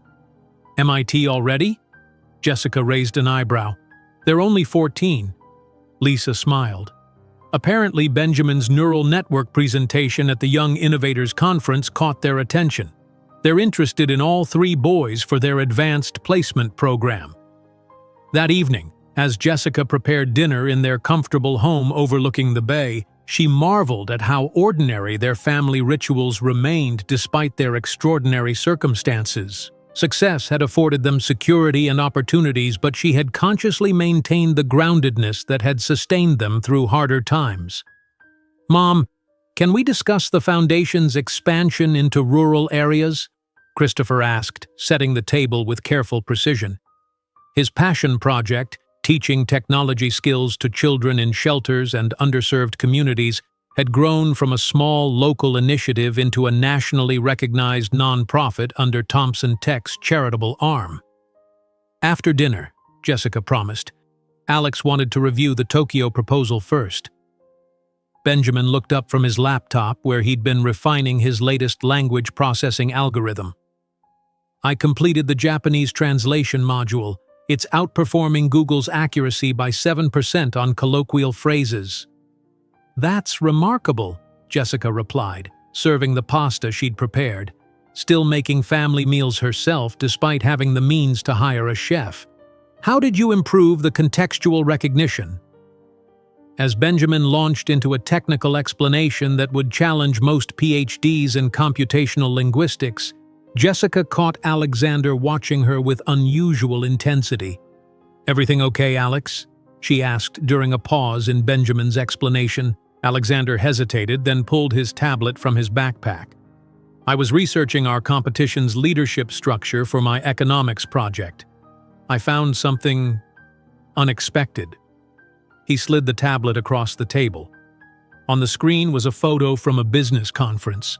A man in his 40s with salt and pepper hair at the temples, a sharp jaw, and piercing blue eyes identical to Alexander's own. "This man is Mason Reed, CEO of Reed Enterprises," Alexander said quietly. "He looks exactly like me, like all of us.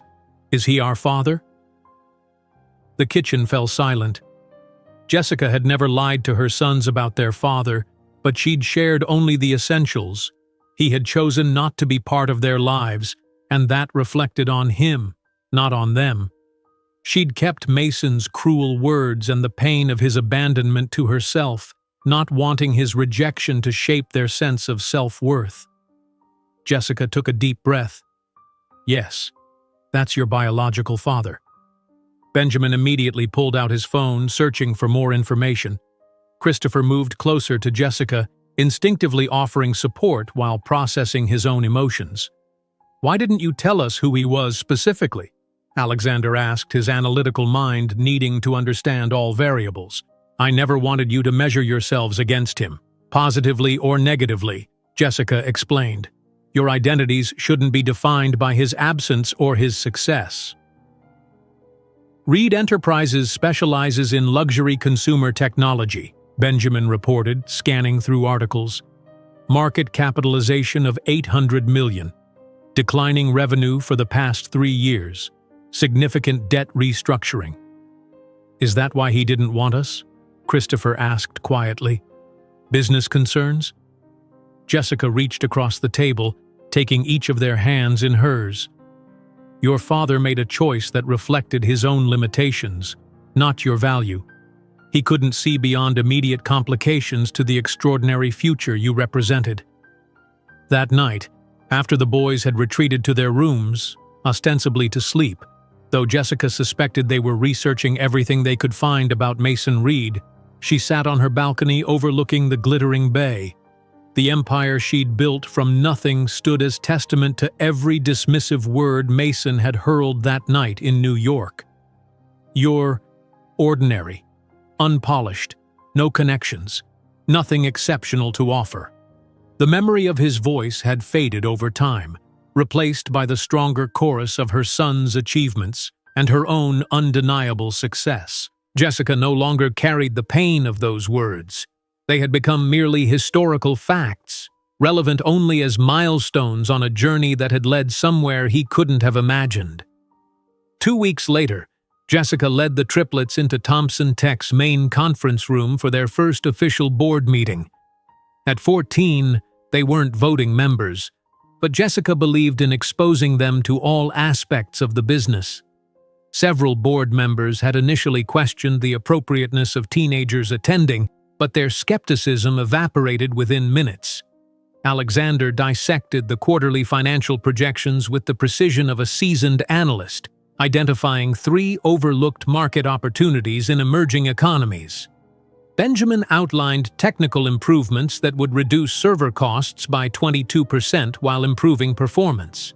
Christopher presented a communication strategy for addressing privacy concerns in educational settings that demonstrated remarkable insight into institutional decision-making. They're extraordinary, whispered a silver-haired board member to Jessica as the presentation concluded. Harvard will be fighting for them in a few years. MIT, actually, Jessica replied with a small smile. They're already on the radar for advanced placement. As they left the meeting, her phone chimed with an email notification. The subject line caught her attention immediately. Invitation, Annual Technology Innovation Forum, Keynote Speaker Request. The prestigious event, held yearly in New York, traditionally featured CEOs from established technology giants.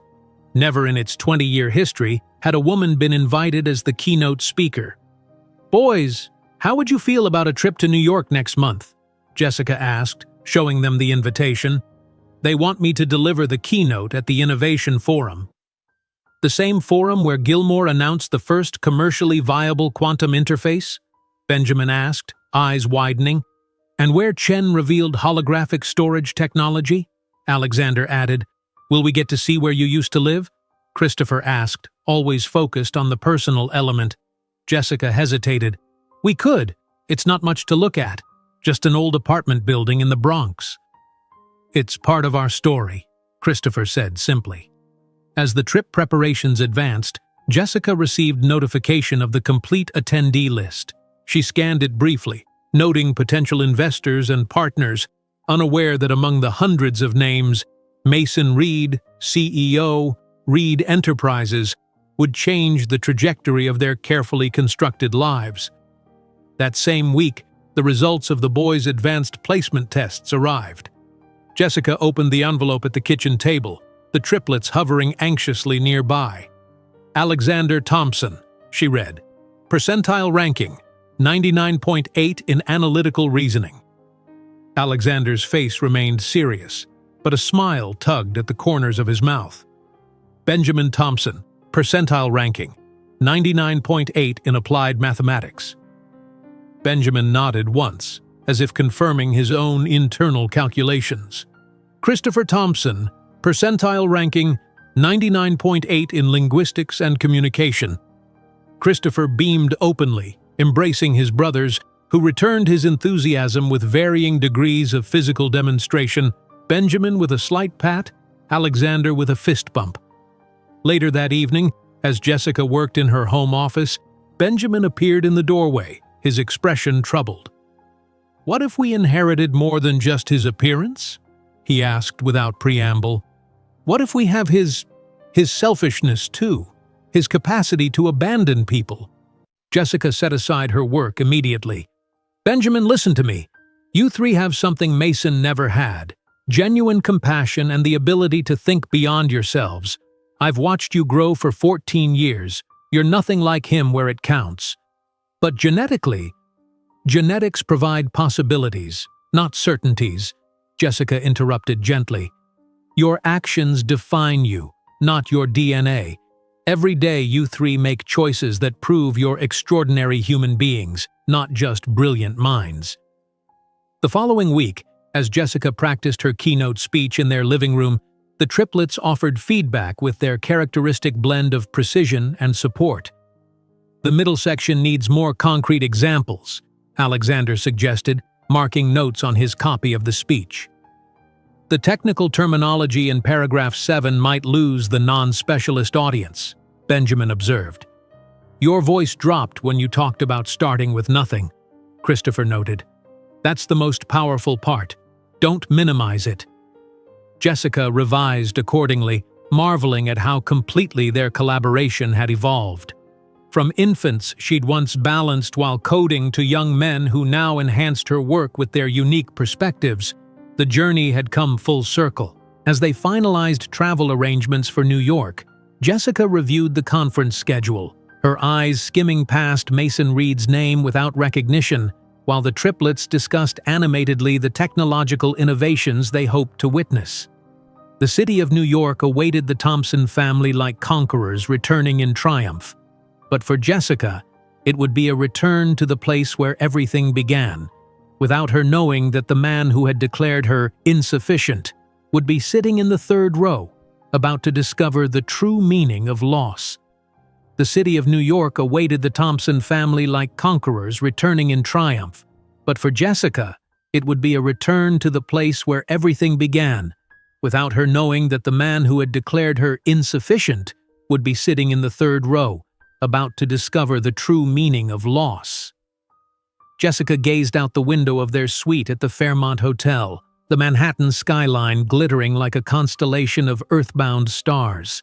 15 years had passed since she'd left this city, pregnant and alone, with nothing but determination and 3 tiny heartbeats to sustain her. "Mom, the car service confirmed they'll pick us up at 6 tomorrow," Alexander announced, his reflection appearing beside hers in the window. At 14, he stood nearly at her shoulder, his features sharpening daily into a face she had once loved and then learned to forget. "Perfect," Jessica replied, turning from the view to survey the spacious suite where her sons were preparing for tomorrow's momentous event. Benjamin sat cross-legged on the sofa, making final adjustments to the presentation slides she would use. Christopher meticulously arranged 3 identical navy suits on the respective beds in the adjoining room. "The forum organizers sent over the final schedule," Benjamin said without looking up from his tablet. "You're scheduled for 9:15, directly after the welcome address. Maximum impact." Jessica nodded, a flutter of anticipation rising in her chest. Tomorrow she would stand before the global technology elite not as the desperate, abandoned waitress she'd once been, but as the CEO of a multi-billion-dollar company revolutionizing digital security. The symmetry was not lost on her, returning triumphant to the city that had witnessed her lowest moment. "Will you mention how you started?" Christopher asked, always attuned to the emotional undercurrents. "About us, I mean?" Jessica smiled softly. "Yes, our beginning is an essential part of the Thompson tech story." Later that evening, as her sons slept in the adjoining room, Jessica rehearsed her speech one final time before the mirror. Her reflection showed a confident woman in her early 40s, Her simple but elegant black dress a far cry from the second-hand clothes of her waitressing days. Success had not erased the determination in her eyes, only tempered it with wisdom and quiet confidence. Innovation doesn't just come from opportunity, she practiced softly, but often from necessity. Morning arrived with characteristic efficiency in the Thompson household. Alexander adjusted his tie with precision. Benjamin verified the presentation files on multiple devices as backup, and Christopher practiced networking techniques in the mirror. Jessica watched them with quiet pride as she fastened the sapphire earrings that were her one concession to luxury, a gift to herself when Thompson Tech reached its first billion in valuation. "Ready to make history, boys?" she asked, gathering her materials. 3 identical grins, so reminiscent of a younger Mason Reed, though she'd never tell them that, flashed back at her. The grand ballroom of the Fairmont Hotel buzzed with the energy of 500 technology leaders, venture capitalists, and media representatives. Jessica and the triplets entered through a side door, immediately drawing attention. Whispers followed their progress. The billionaire CEO and her remarkably identical sons, their reputation preceding them. "Ms. Thompson, we're honored to have you," the forum director greeted her, shaking her hand with barely concealed awe. "Your sons are welcome to sit in the front row during your presentation." Across the room, Mason Reed arrived through the main entrance, distracted and visibly tense. His once crisp posture now carried the slight stoop of a man under constant pressure. His assistant handed him a program, which he glanced at briefly before tucking into his jacket pocket. "Remember," his PR advisor murmured beside him, "we need at least 2 solid partnership prospects from today. The board is getting impatient with the quarterly losses." Mason nodded tersely, scanning the room for familiar faces that might help salvage his company's declining fortunes. At 45, premature silver threading his temples, he looked every bit the beleaguered executive fighting to maintain relevance in a rapidly evolving industry. As the welcome address concluded, Jessica took a deep breath backstage, listening to her introduction. "Our keynote speaker has revolutionized how we approach digital security, building a $5 billion enterprise from nothing while challenging industry norms at every turn. Please welcome Jessica Thompson, founder and CEO of Thompson Tech Solutions." The applause was thunderous as Jessica walked onto the stage, her poise magnetic as she took position behind the podium. The massive screen behind her illuminated with the Thompson Tech logo, elegant in its simplicity. In the third row, Mason Reed absently checked his phone, only half listening to the introduction of a speaker he didn't recognize. When he finally glanced up, the champagne flute in his hand froze halfway to his lips. "Jessica," he whispered, the name escaping involuntarily as recognition dawned. On stage, Jessica began her carefully crafted narrative. "Innovation doesn't just come from opportunity, but often from necessity," she stated, her voice carrying confidently through the ballroom. 15 years ago, I found myself at a crossroads that many would consider insurmountable. The screen behind her shifted to show her journey. First, a small apartment where she'd begun coding. Then the garage space where the first version of Mom Solo was born. "When I began, I was a single mother of triplet newborns, coding between bottles and diaper changes," she continued, prompting appreciative laughter from the audience. Mason's champagne glass slipped from his fingers, the crash muffled by the plush carpet. "Triplets?" The word echoed in his mind as he calculated backwards. 15 years ago, the exact time he'd left Jessica pregnant and alone, believing her claims of multiple heartbeats were exaggerated attempts to trap him. Jessica continued, unaware of the shock registering on her former lover's face. "What began as a simple solution for overwhelmed single parents evolved into something much more powerful. We discovered that those who navigate life's greatest challenges often develop the most innovative solutions." The screen displayed the growth trajectory of Thompson Tech, from the modest Mom Solo app to their revolutionary security protocols. Today, Thompson Tech is valued at $5.2 billion, with over 70 million users worldwide trusting our privacy applications. Mason stared in disbelief at the numbers. Reed Enterprises had been struggling to maintain an $800 million valuation after years of declining innovation. The woman he'd dismissed as ordinary and without connections had built an empire 6 times more valuable than his own. "Our latest security protocol," Jessica explained, her hands moving gracefully to emphasize key points, "adapts to threats in real time, creating an impenetrable barrier between vulnerable data and those who would exploit it." As she detailed the technological innovations her company had pioneered, Mason found himself unable to focus on the specifics. Instead, his eyes were drawn to the 3 young men seated in the front row. Identical profiles, strong jawlines, and the same piercing blue eyes he saw in the mirror every morning. His sons, the children he'd rejected before they were born. The constant reminder of his lapse in judgment had become living, breathing young men who now sat proudly watching their mother command the attention of an industry that had once dismissed her. The final portion of Jessica's presentation included a video showcasing Thomson Tech's social responsibility initiatives. The screen filled with images of the triplets teaching coding classes in underserved communities, their confidence and articulation belying their 14 years. "My sons have taught me that our greatest technology is the human capacity to overcome adversity," Jessica concluded as the video ended.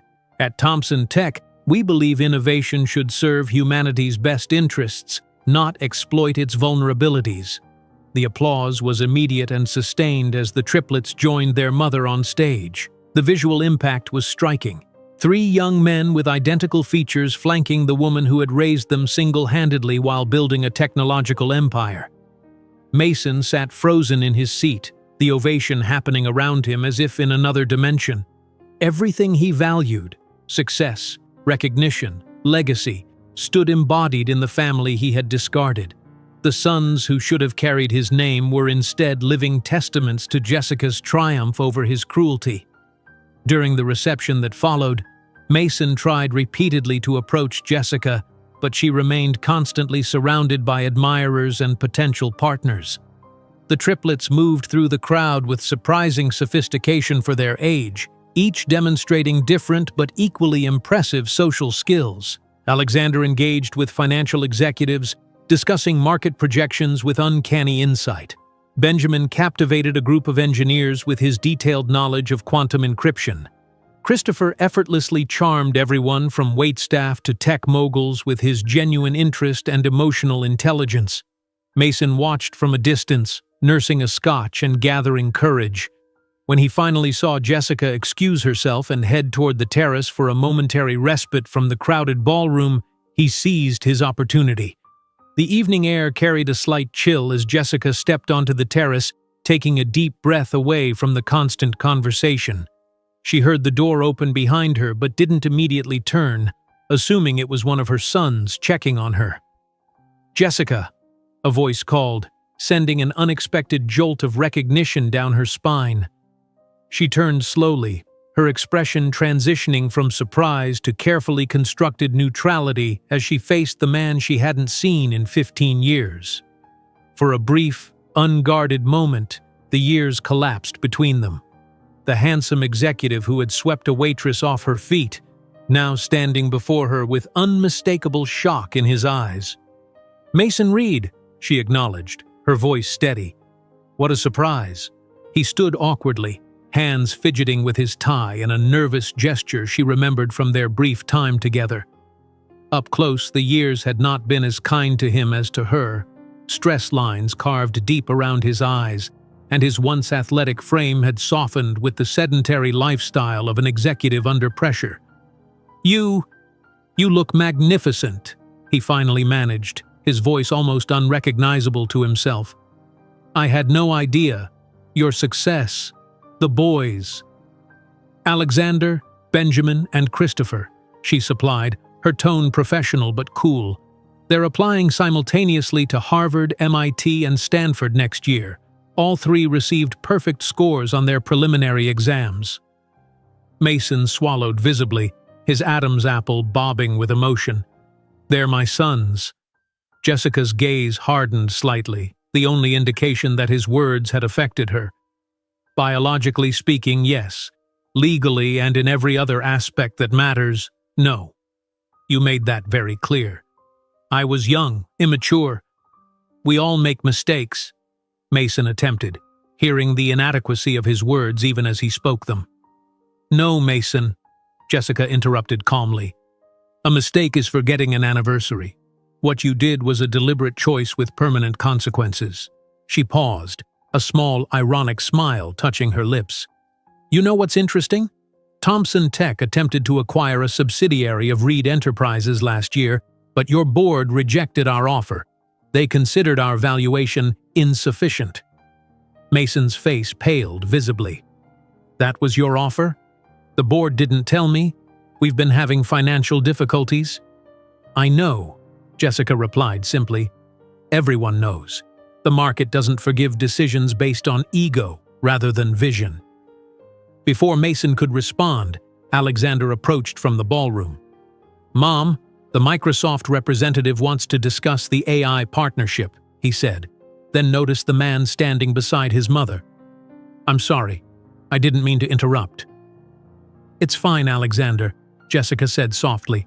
"This is Mason Reed, CEO of Reed Enterprises."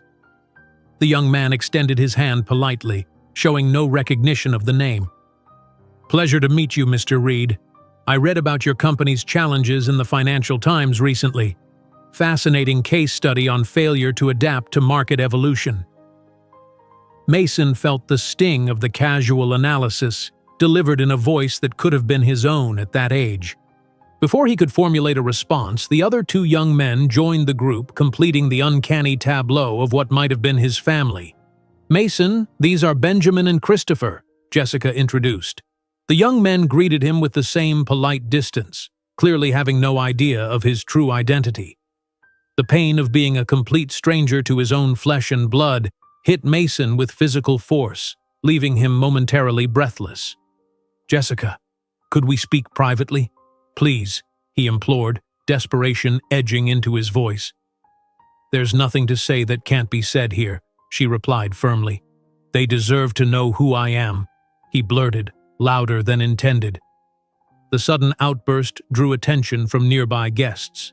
Jessica maintained her composure, but her eyes flashed with carefully controlled anger. "Who you are," she repeated quietly.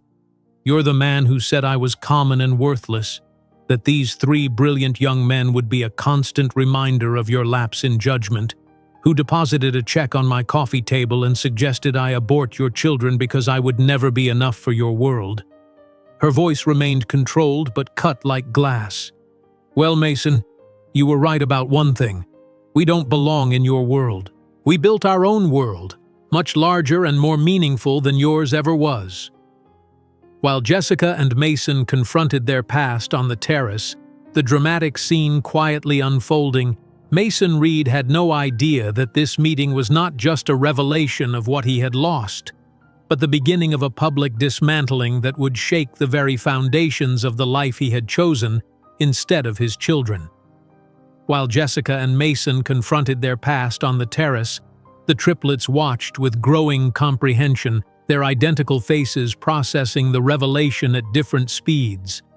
Alexander's analytical mind connected the dots first, his posture stiffening as he studied Mason's features, the same jawline, the same eyes, the same hands that he saw in the mirror every morning. "You are our biological father," Alexander stated, his voice steady despite the emotional earthquake occurring beneath his composed exterior. It wasn't a question, but a conclusion drawn from irrefutable evidence. Mason nodded eagerly, attempting a smile that appeared more desperate than warm.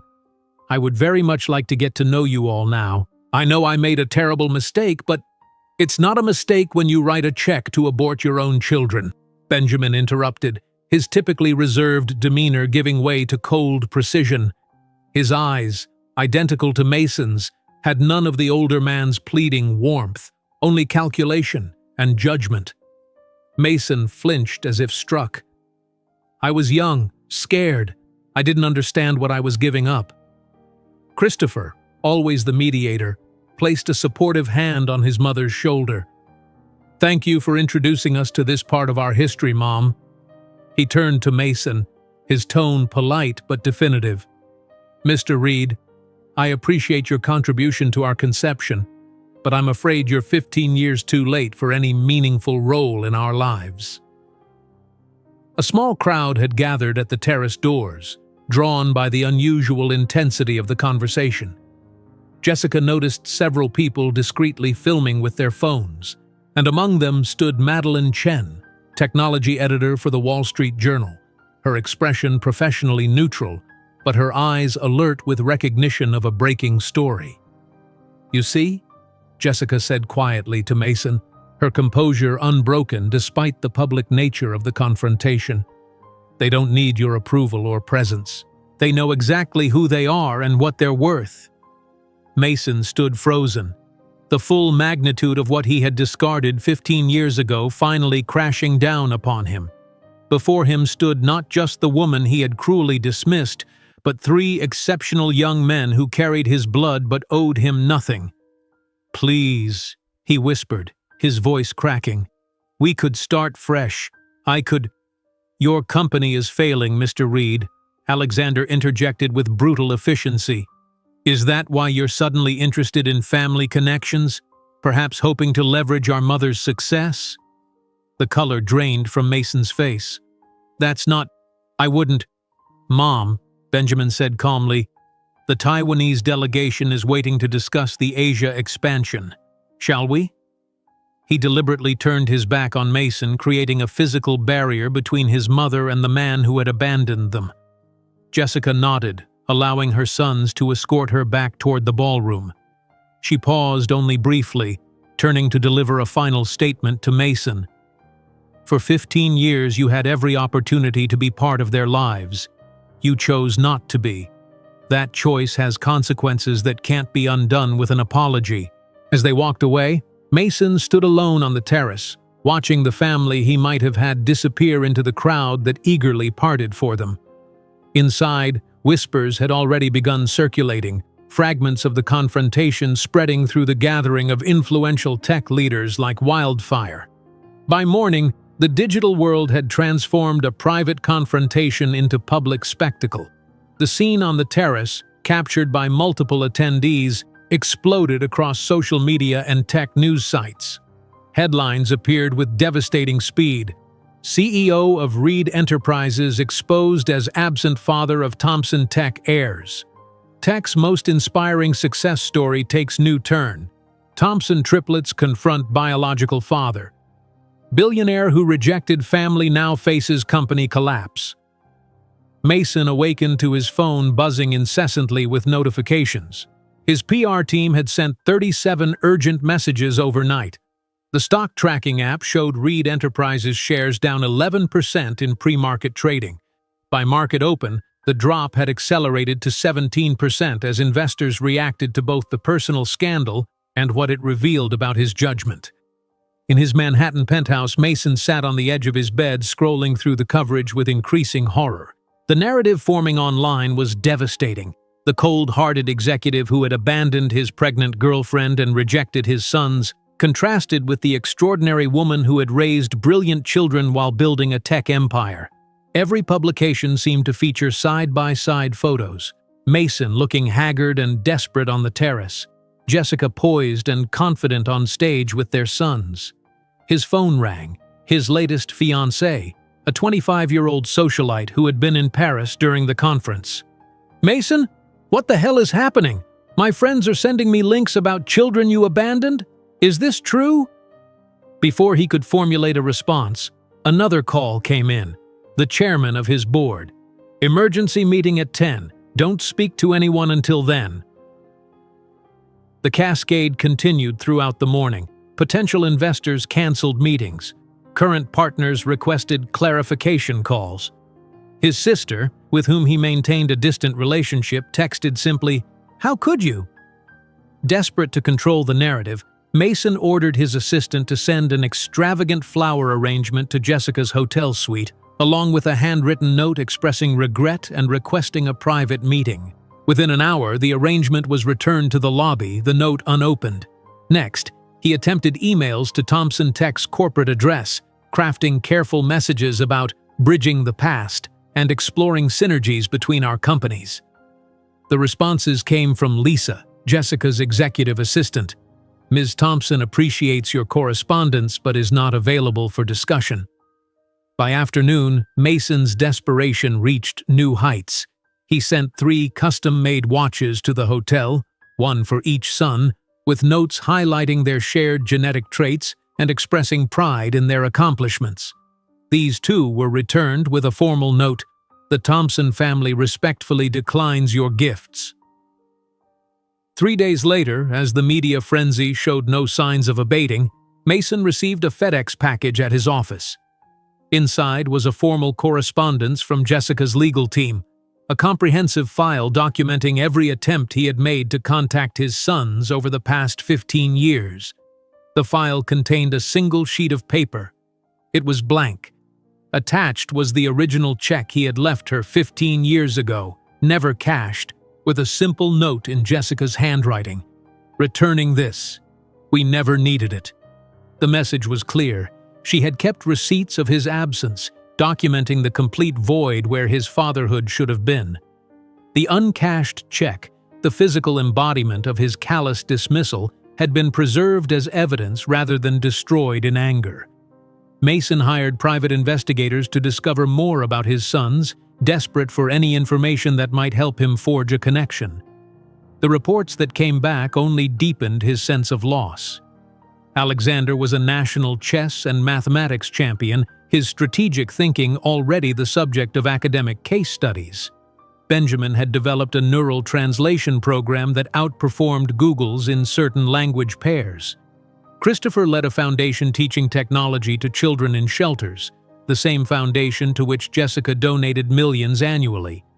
When Reed Enterprises' stock continued its downward spiral, dropping 35% over 3 weeks, the board called another emergency meeting.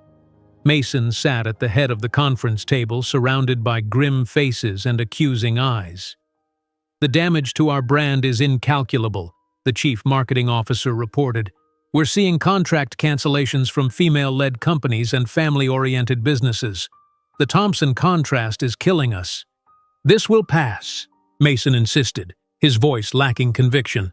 "All scandals do." The CFO slid a document across the table. "Our quarterly projections are catastrophic. 3 major investors have pulled out. We're looking at potential bankruptcy within 8 months unless something changes dramatically." "What do you suggest?" Mason asked, already knowing the answer would involve his departure. "A strategic partnership or acquisition," the CFO replied carefully. "Someone to stabilize the company while we rebuild our reputation." "Thompson Tech," the COO said quietly. "They're expanding aggressively. They might consider acquiring our development division." The irony was not lost on anyone present.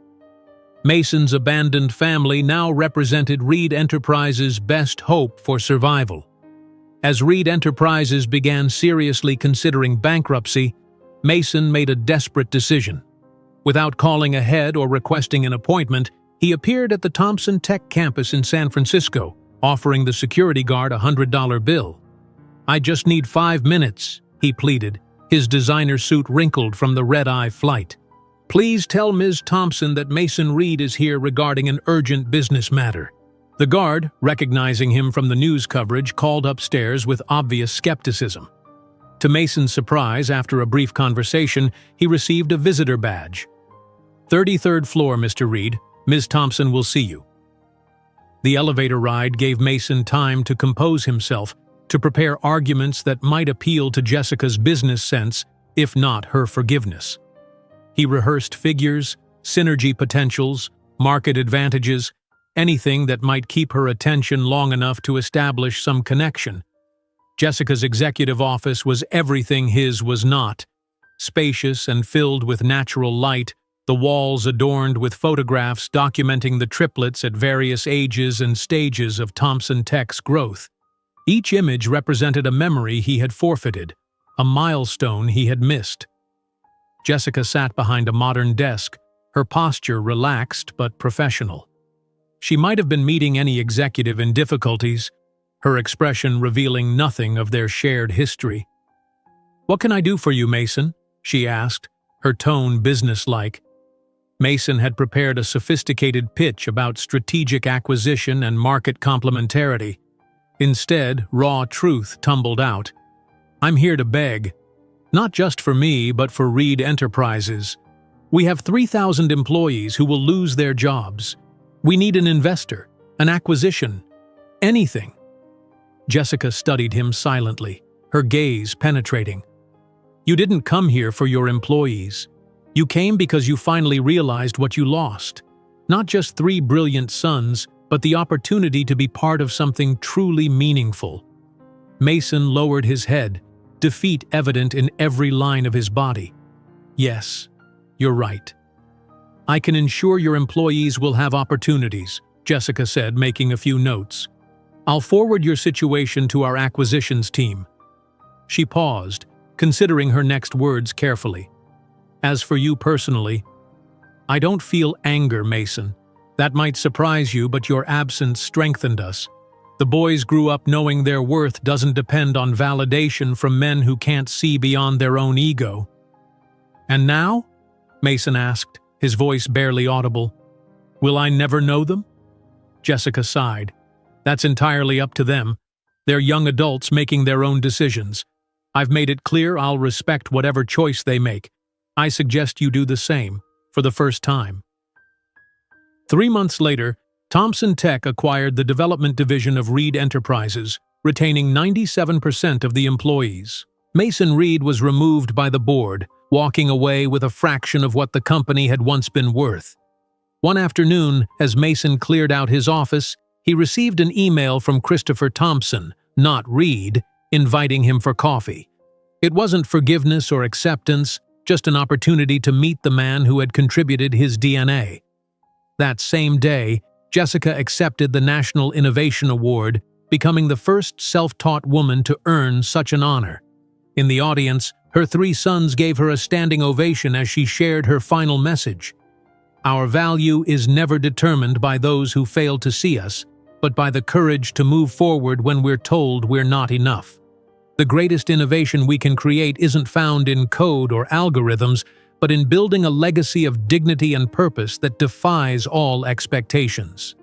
As the ceremony concluded, she didn't spare a single thought for Mason Reed.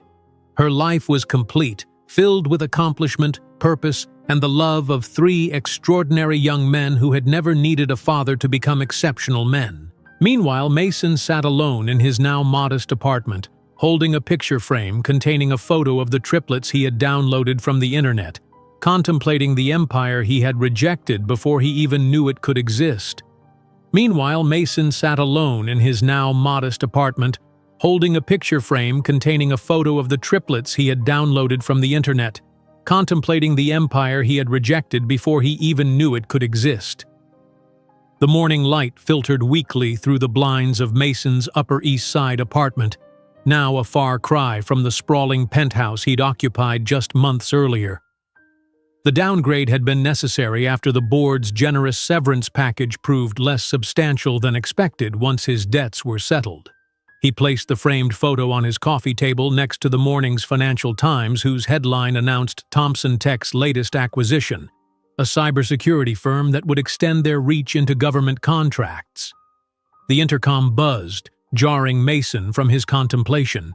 His lawyer, Richard Winters, had arrived for their scheduled meeting. Mason straightened his posture and adjusted his shirt cuffs, small gestures from a lifetime of projecting confidence he no longer felt. "The paperwork is finalized," Richard said, placing a thick folder on the table after perfunctory greetings. "Thompson Tech's acquisition of Reed's development division is complete. 97% of the staff retained, as promised." Mason nodded, a hollow acknowledgement of Jessica's extraordinary generosity toward people who had depended on him. "And the employees?" Most seem relieved. The Thompson reputation for ethical management and work-life balance has created significant optimism. Richard hesitated before adding, Several have mentioned they'll have better parental leave than Reed ever offered. The irony wasn't lost on Mason. The woman he'd expected to terminate her pregnancy rather than inconvenience his career now offered his former employees benefits specifically designed to support parenthood. "What about my non-compete clause? Will it prevent me from starting over?" Richard interrupted gently. "Mason, be realistic. Your reputation in the industry is—" He trailed off, searching for a diplomatic phrase. "Destroyed," Mason finished for him. "You can say it." Richard nodded. "The non-compete applies only to direct competition with Reed's former technologies. You're free to pursue other ventures, though I would suggest something far removed from your previous work." After his lawyer left, Mason stood at the window overlooking a street that was merely nice, not exclusive. His phone chimed with an email notification. His heart rate quickened when he saw the sender, Christopher Thompson. "Mr. Reed," the message began, formal but not cold. "I've considered your repeated attempts at contact. I'm willing to meet for coffee this Thursday at 2 o'clock at Madrigal's on 34th Street. To be clear, this isn't forgiveness or acceptance, merely an opportunity for me to form my own assessment. Please confirm if this works for you." Mason's hands trembled as he typed his reply, attempting to sound grateful but not desperate. 3 attempts later, he settled on a simple, "Thank you, I'll be there." For the next 2 days, Mason researched everything he could find about Christopher, the most empathetic of the triplets according to media profiles. He learned about Christopher's foundation for teaching technology to disadvantaged children, his perfect SAT scores, his interest in linguistics. Mason rehearsed questions and potential topics, preparing as meticulously as he once had for board meetings. Thursday arrived with agonizing slowness. Mason arrived at the coffee shop 30 minutes early, selecting a quiet corner table. He'd chosen his outfit carefully, expensive enough to maintain dignity, but subdued enough to avoid appearing ostentatious. At precisely 2 o'clock, the door opened, and Christopher walked in. The impact of seeing his son up close, intentionally, knowing who he was, struck Mason with physical force. The young man possessed his height and build, his eyes and jawline, but moved with a confidence that was entirely his own, or perhaps Jessica's. Christopher ordered before approaching, his expression neutral but not unkind. "Mr. Reed," he said, extending his hand as he sat down. "Thank you for coming," Mason replied, fighting the urge to stare at the young man's face, a mirror to his own at that age, yet fundamentally different. "Please call me Mason." Christopher nodded, taking a sip of his tea before speaking. "I should clarify something immediately. I'm here out of curiosity, not need. My brothers know I'm meeting you but chose not to join. We each make our own decisions." "I understand," Mason said, though the pain of Alexander and Benjamin's absence cut deeply. "May I ask why you decided to meet when they didn't?" Christopher considered the question with remarkable poise for a 14-year-old. "I'm interested in human motivation. Alexander sees your actions in terms of statistical probabilities. A man who abandoned his children once is likely to cause harm again. Benjamin approaches it as a binary code problem. You either were there or weren't, and you weren't." He paused. "I believe people are more complex than either model suggests." Mason hadn't expected such profound insight from someone so young. This wasn't a child, but a young man with emotional intelligence that humbled him. "That's remarkably insightful." "Mom encouraged us to understand rather than judge," Christopher replied, "though she never minimized the impact of your choices." "What did she tell you about me?" Mason asked, bracing himself. "The essentials. That you were her boyfriend who left when you learned she was pregnant. That you offered money for an abortion and said she would never be enough for your world." Christopher's direct gaze held no accusation, merely statement of fact. "She never lied, but she also never used your abandonment to define us. She made sure we knew that your choice reflected your limitations, not our value." Mason stared into his untouched coffee, shame burning through him. "She's an extraordinary woman, "Yes," Christopher agreed simply, "she is." The conversation continued for exactly 1 hour. Christopher asked precise questions about Mason's background, his relationship with his own father, his current circumstances. He shared very little about himself or his brothers, maintaining clear boundaries that Mason dared not challenge. When Christopher stood to leave, Mason fought the urge to beg him to stay longer. "Thank you for meeting me," Mason said, hating the desperation in his voice. Christopher nodded. "I can't promise anything beyond today. My brothers may never want contact, and I haven't decided about future meetings, but I'll think about what you've shared." As Christopher walked away, Mason remained seated, watching his son disappear into the crowded street. The meeting had been both more and less than he'd hoped for. Not forgiveness, but not complete rejection either. Just an hour of borrowed time with one of the 3 extraordinary human beings he had carelessly discarded. That evening, while Mason contemplated his ambiguous encounter with Christopher, Jessica stood on a different stage across town. The National Innovation Awards, held in the grand ballroom of the Metropolitan Museum of Art, represented the pinnacle of recognition in the technology sector. As the first self-taught woman to receive the honor, Jessica's presence generated palpable excitement. The triplets sat in the front row, Alexander and Benjamin flanking the empty seat Christopher had occupied before stepping out to meet Mason. None of them knew about his coffee meeting yet. Christopher would tell them later, in his own way. Jessica Thompson reimagined not just what technology could do, but whom it could serve, the presenter announced. From a single application created between diaper changes to a multi-billion-dollar enterprise that has transformed digital security, her journey exemplifies innovation born of necessity and vision. Jessica ascended the steps to thunderous applause, accepting the Crystal Award with the grace that had become her trademark. Standing before the podium, she surveyed the room filled with the same industry titans who might once have dismissed her, many of whom now sought her approval and partnership. "Innovation is often portrayed as a flash of genius in privileged circumstances," she began. "But my experience suggests it's more frequently born in moments of challenge, when conventional paths are closed and we must forge new ones." As she spoke, images appeared on the screens behind her, the original interface of Mom Solo, early team photos showing her with the triplets as toddlers in the office, the current Thompson Tech campus with its on-site childcare facility and family-friendly policies. 15 years ago, I found myself at a crossroads that many would consider insurmountable. Pregnant with triplets, abandoned, with limited resources and no safety net. The conventional wisdom said I should lower my expectations, that success in technology wasn't compatible with single motherhood. Jessica paused, her gaze finding her sons in the audience.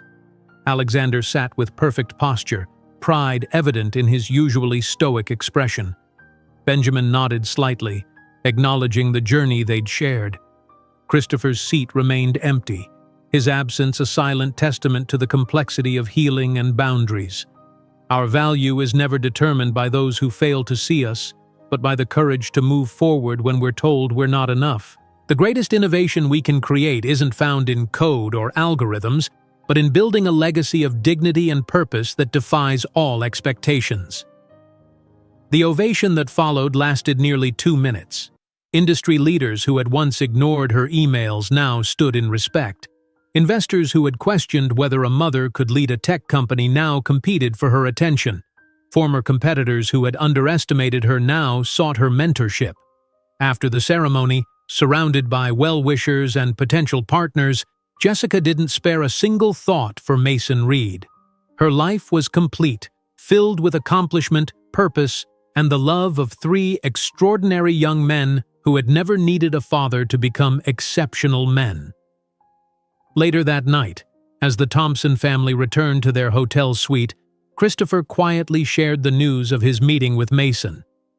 "You didn't have to tell us," Alexander said, his analytical mind immediately assessing potential outcomes. "We're not upset," Benjamin added, his expression suggesting he was processing this new variable in their family equation. Jessica listened without comment, allowing her sons the space to form their own responses to this development. "He seemed diminished," Christopher finally said. "Not physically, but essentially, as if he's only now understanding what he lost." Jessica squeezed his hand gently. "Whatever relationship you choose to have or not have with him is your decision. There's no right answer." "Did it help?" Alexander asked his brother. "Meeting him?" Christopher considered the question carefully. "It helped me understand that our story isn't about his absence. It's about what we built without him." The empire that Jessica built continued to prosper for generations, while the Reed name gradually faded from corporate memories. But on the rare occasions when Christopher had coffee with the man who had given him half his genes, he gently shared stories of his extraordinary mother, the woman who proved that being enough was just the beginning of being truly exceptional. If you enjoyed today's video, I'm sure you'll love the next one. Don't waste time. Just click on the screen.